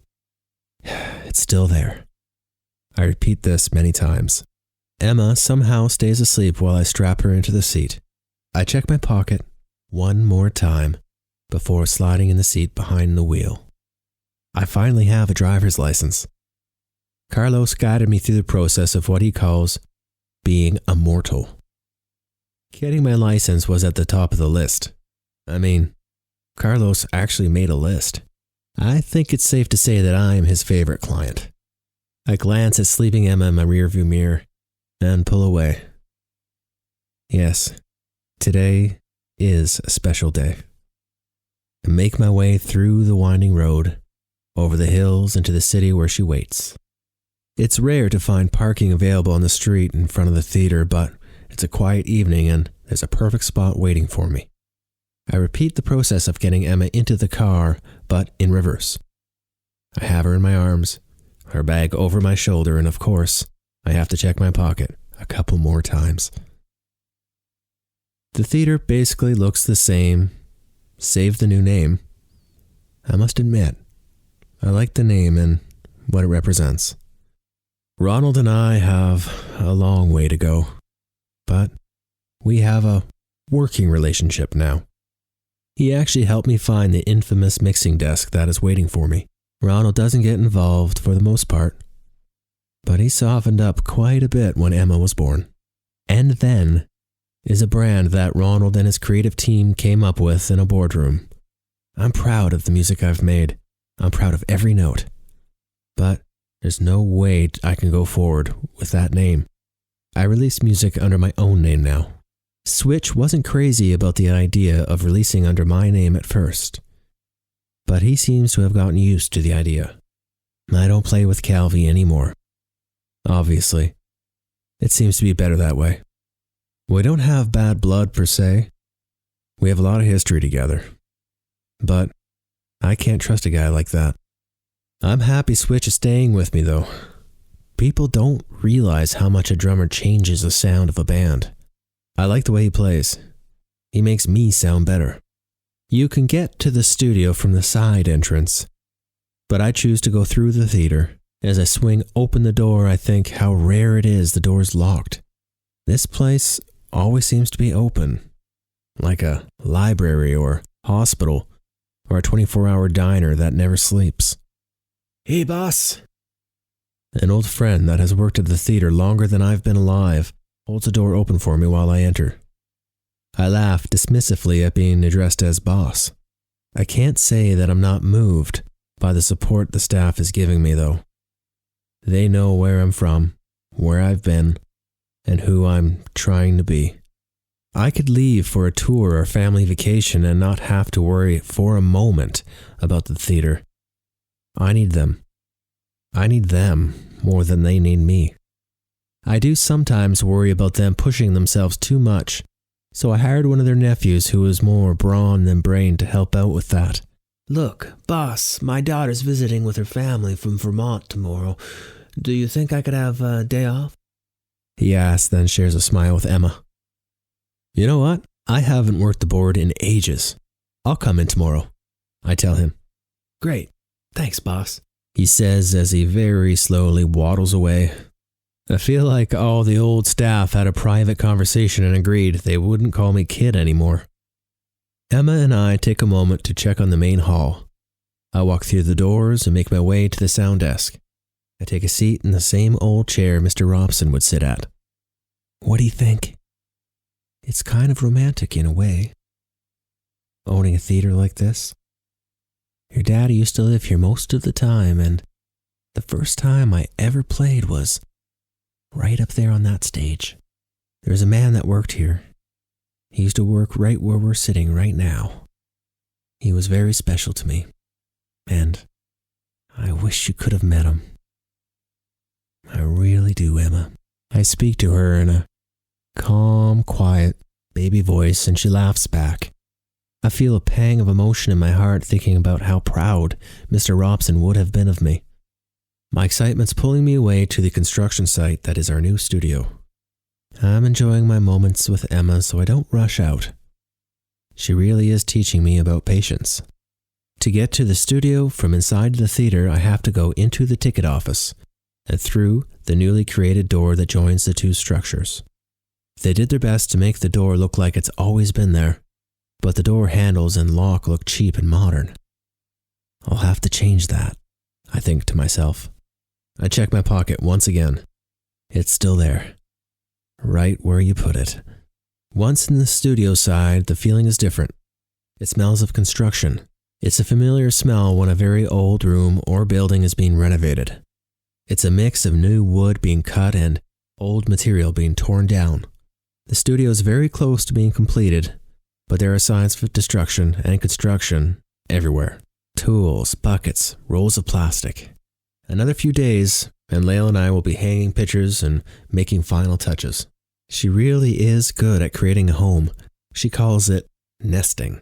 I make my way through the common area and down a little hallway. There's a red light in front of the door that has the words "Recording in progress" on it. It's flashing on and off. The door swings open, and there she is. Lael looks at us. Her eyes are bright and they shine with love just like her daughter's. Lael is contorting herself so she can flick the switch in the control room and see if it's working in the hall where Emma and I are standing. "Success," she says in reference to the newly installed light. "Success," I respond. "Oh, look at you two. I love you so much," she says as she rushes over and hugs us. She kisses me and Emma smiles at the sight of her mother. She takes Emma from my arms and holds her tight. "Are you ready?" Lael asks, with her fists clenched in excitement. "Yes, I am," I answer. In more ways than she can possibly know. I check my pocket. Once again, we walk into the control room and there it is. It's slightly smaller than I thought it would be, but still, I can't imagine how it got in here. The sides and top are beautiful old wood, and there are more faders and knobs than I can compute at first glance. There are meters and needles, and nothing about this is digital. It's as analog and true as it gets. It's the cinematic setting for a mad scientist and his time machine, or maybe a wizard's machine built to access another world. The perfect mix of science and magic. We had a little technical difficulty, but this is the moment of truth, Lael says. I can tell she's been working hard, and it's the excitement that's been keeping her going. The room is full. Most of the staff are here. In fact, they're all here. The excitement about the studio, and especially the Neve mixing desk, has attracted a crowd. I didn't plan for a crowd this evening. Not for what I have planned. "Come on, take a seat, Captain," Lael says, pulling out the chair. I sit down at the desk. I don't pull in too close because someone's underneath fumbling with some cables. I push up the master fader for fun. To think of all the creative energy that's going to go through this machine. All the memories will be channeled through each of these tubes and cables. Maybe even Emma will one day sing a song through this mixer. Zap! Ah! The fella under the desk hits his head when he recoils from the shock. It smells like electrical burning. I'm okay, sorry about that, nothing's broken. Need a little bit of time here. I don't recognize him and assume he's the specialist that traveled with this particular machine. These old machines, they take a considerable amount of care, and there are very few people in the world that can handle them. Oh no! Okay, come check out the live room with me then, Lael says to me, trying not to let her enthusiasm waver. Even though I can see the live room well from where I sit, directly above the mixing desk is a soundproof window. You can sit at the mixing desk and look right into the eyes of whomever's performing in the live room. Sure, let's check it out. I get up and follow her through the large door. It feels like entering a bomb shelter because the door and walls are so thick. I clap my hands to hear the echo of the room. Perfect. This is perfect, I say to her, walking around the room, exploring what's lying around. There's a leather sofa chair in the corner that sticks out. Lael notices me looking at it. It's just there for now. It'll be moved to the other room, she says. I chuckle over the fact that she's so concerned about the chair. Then I look through the soundproof window and see all the gray-haired staff fussing over the mixing desk. There's something about being in a soundproof room. You can hear your own breath, your own heart beating in your ears, Mine is beating fast right now. I wasn't planning on doing it like this, but I feel like if I wait for the perfect moment, I'll be waiting for the rest of my life. Are you okay? Lil asks. Yes, I am. I'm more than okay. I take Emma from her arms and place her carefully on the sofa. What are you doing? She can fall. I can hold her, Lil says with some confusion in her voice. It's okay. I'll stay down here next to her, I say as I get down on one knee. I look up at Lil and see her confusion melt away. She knows what's happening. And so, I take a moment. I don't rush. We look at each other with love.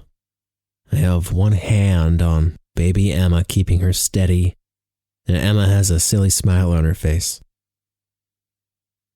When you picked me up at the airport, my life changed forever. We've had a wild ride, you and I, and looking around this place, I feel like we're just getting started. We're going to travel the world, play wild rock shows. We're going to make music out of this studio. We're going to do it together, the three of us. We're going to live our lives exactly how we want to. I'm in love with you, and I want to break the rules with you. Lil Ramsey, I want you to be my wife. Will you marry me? I steady giggling Emma, then reach into my pocket, fumbling for a moment to find the ring. Lil breaks down into tears. Yes, she says, her voice choking. I put the ring on her finger. All the hair on my body's on end. I don't cry, but the emotion is coursing through me in a way that I can't describe. Lil looks at the ring, then pulls me up. I love you so much, she says to me. I pick up Emma. I kiss Lil and hold her with Emma between us. We are one. We are a family.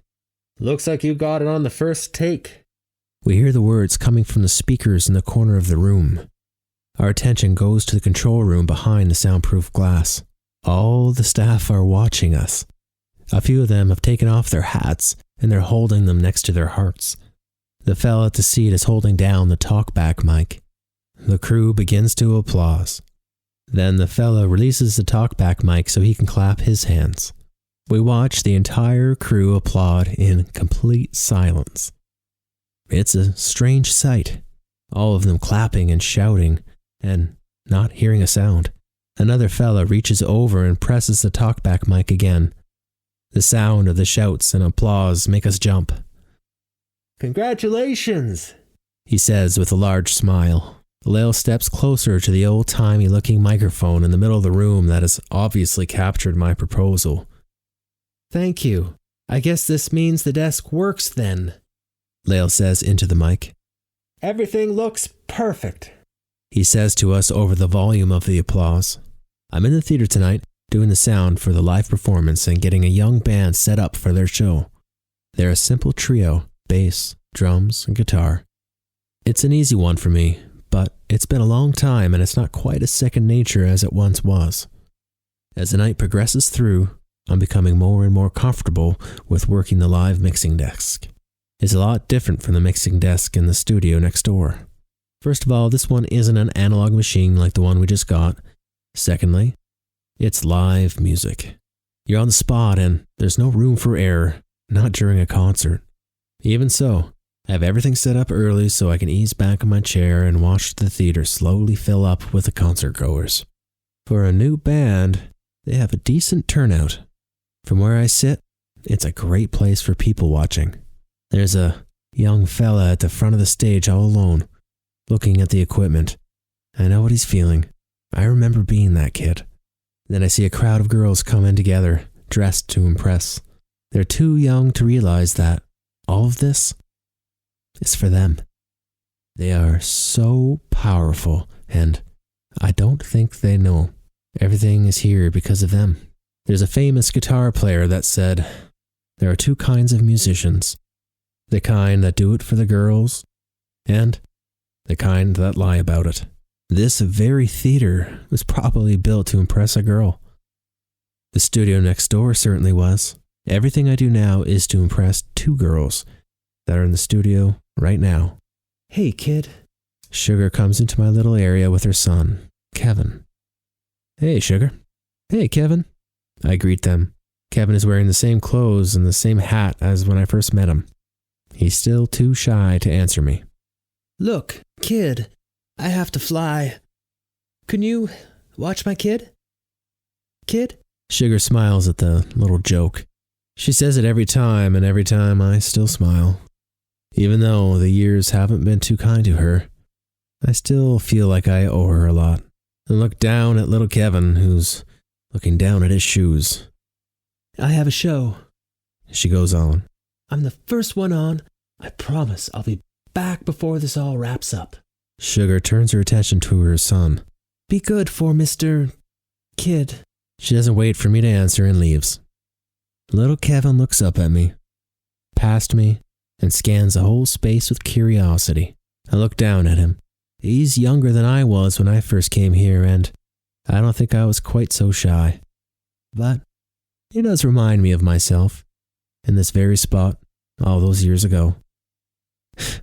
I can't resist from saying it. So, your mom let you out of your cage?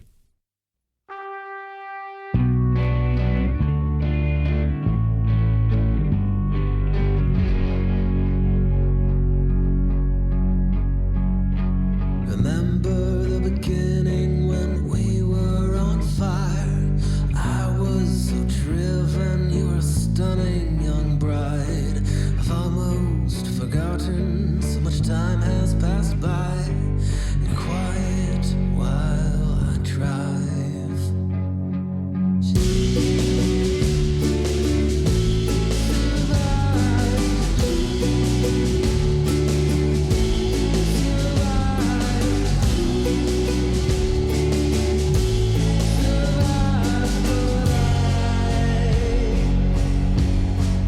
Feel like I'm dying.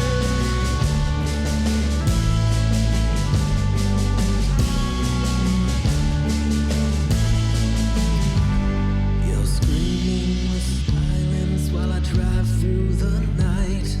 The heavy rain blinds me, I'm straight out of line. I want to explain, but the car starts to fly. I close my eyes.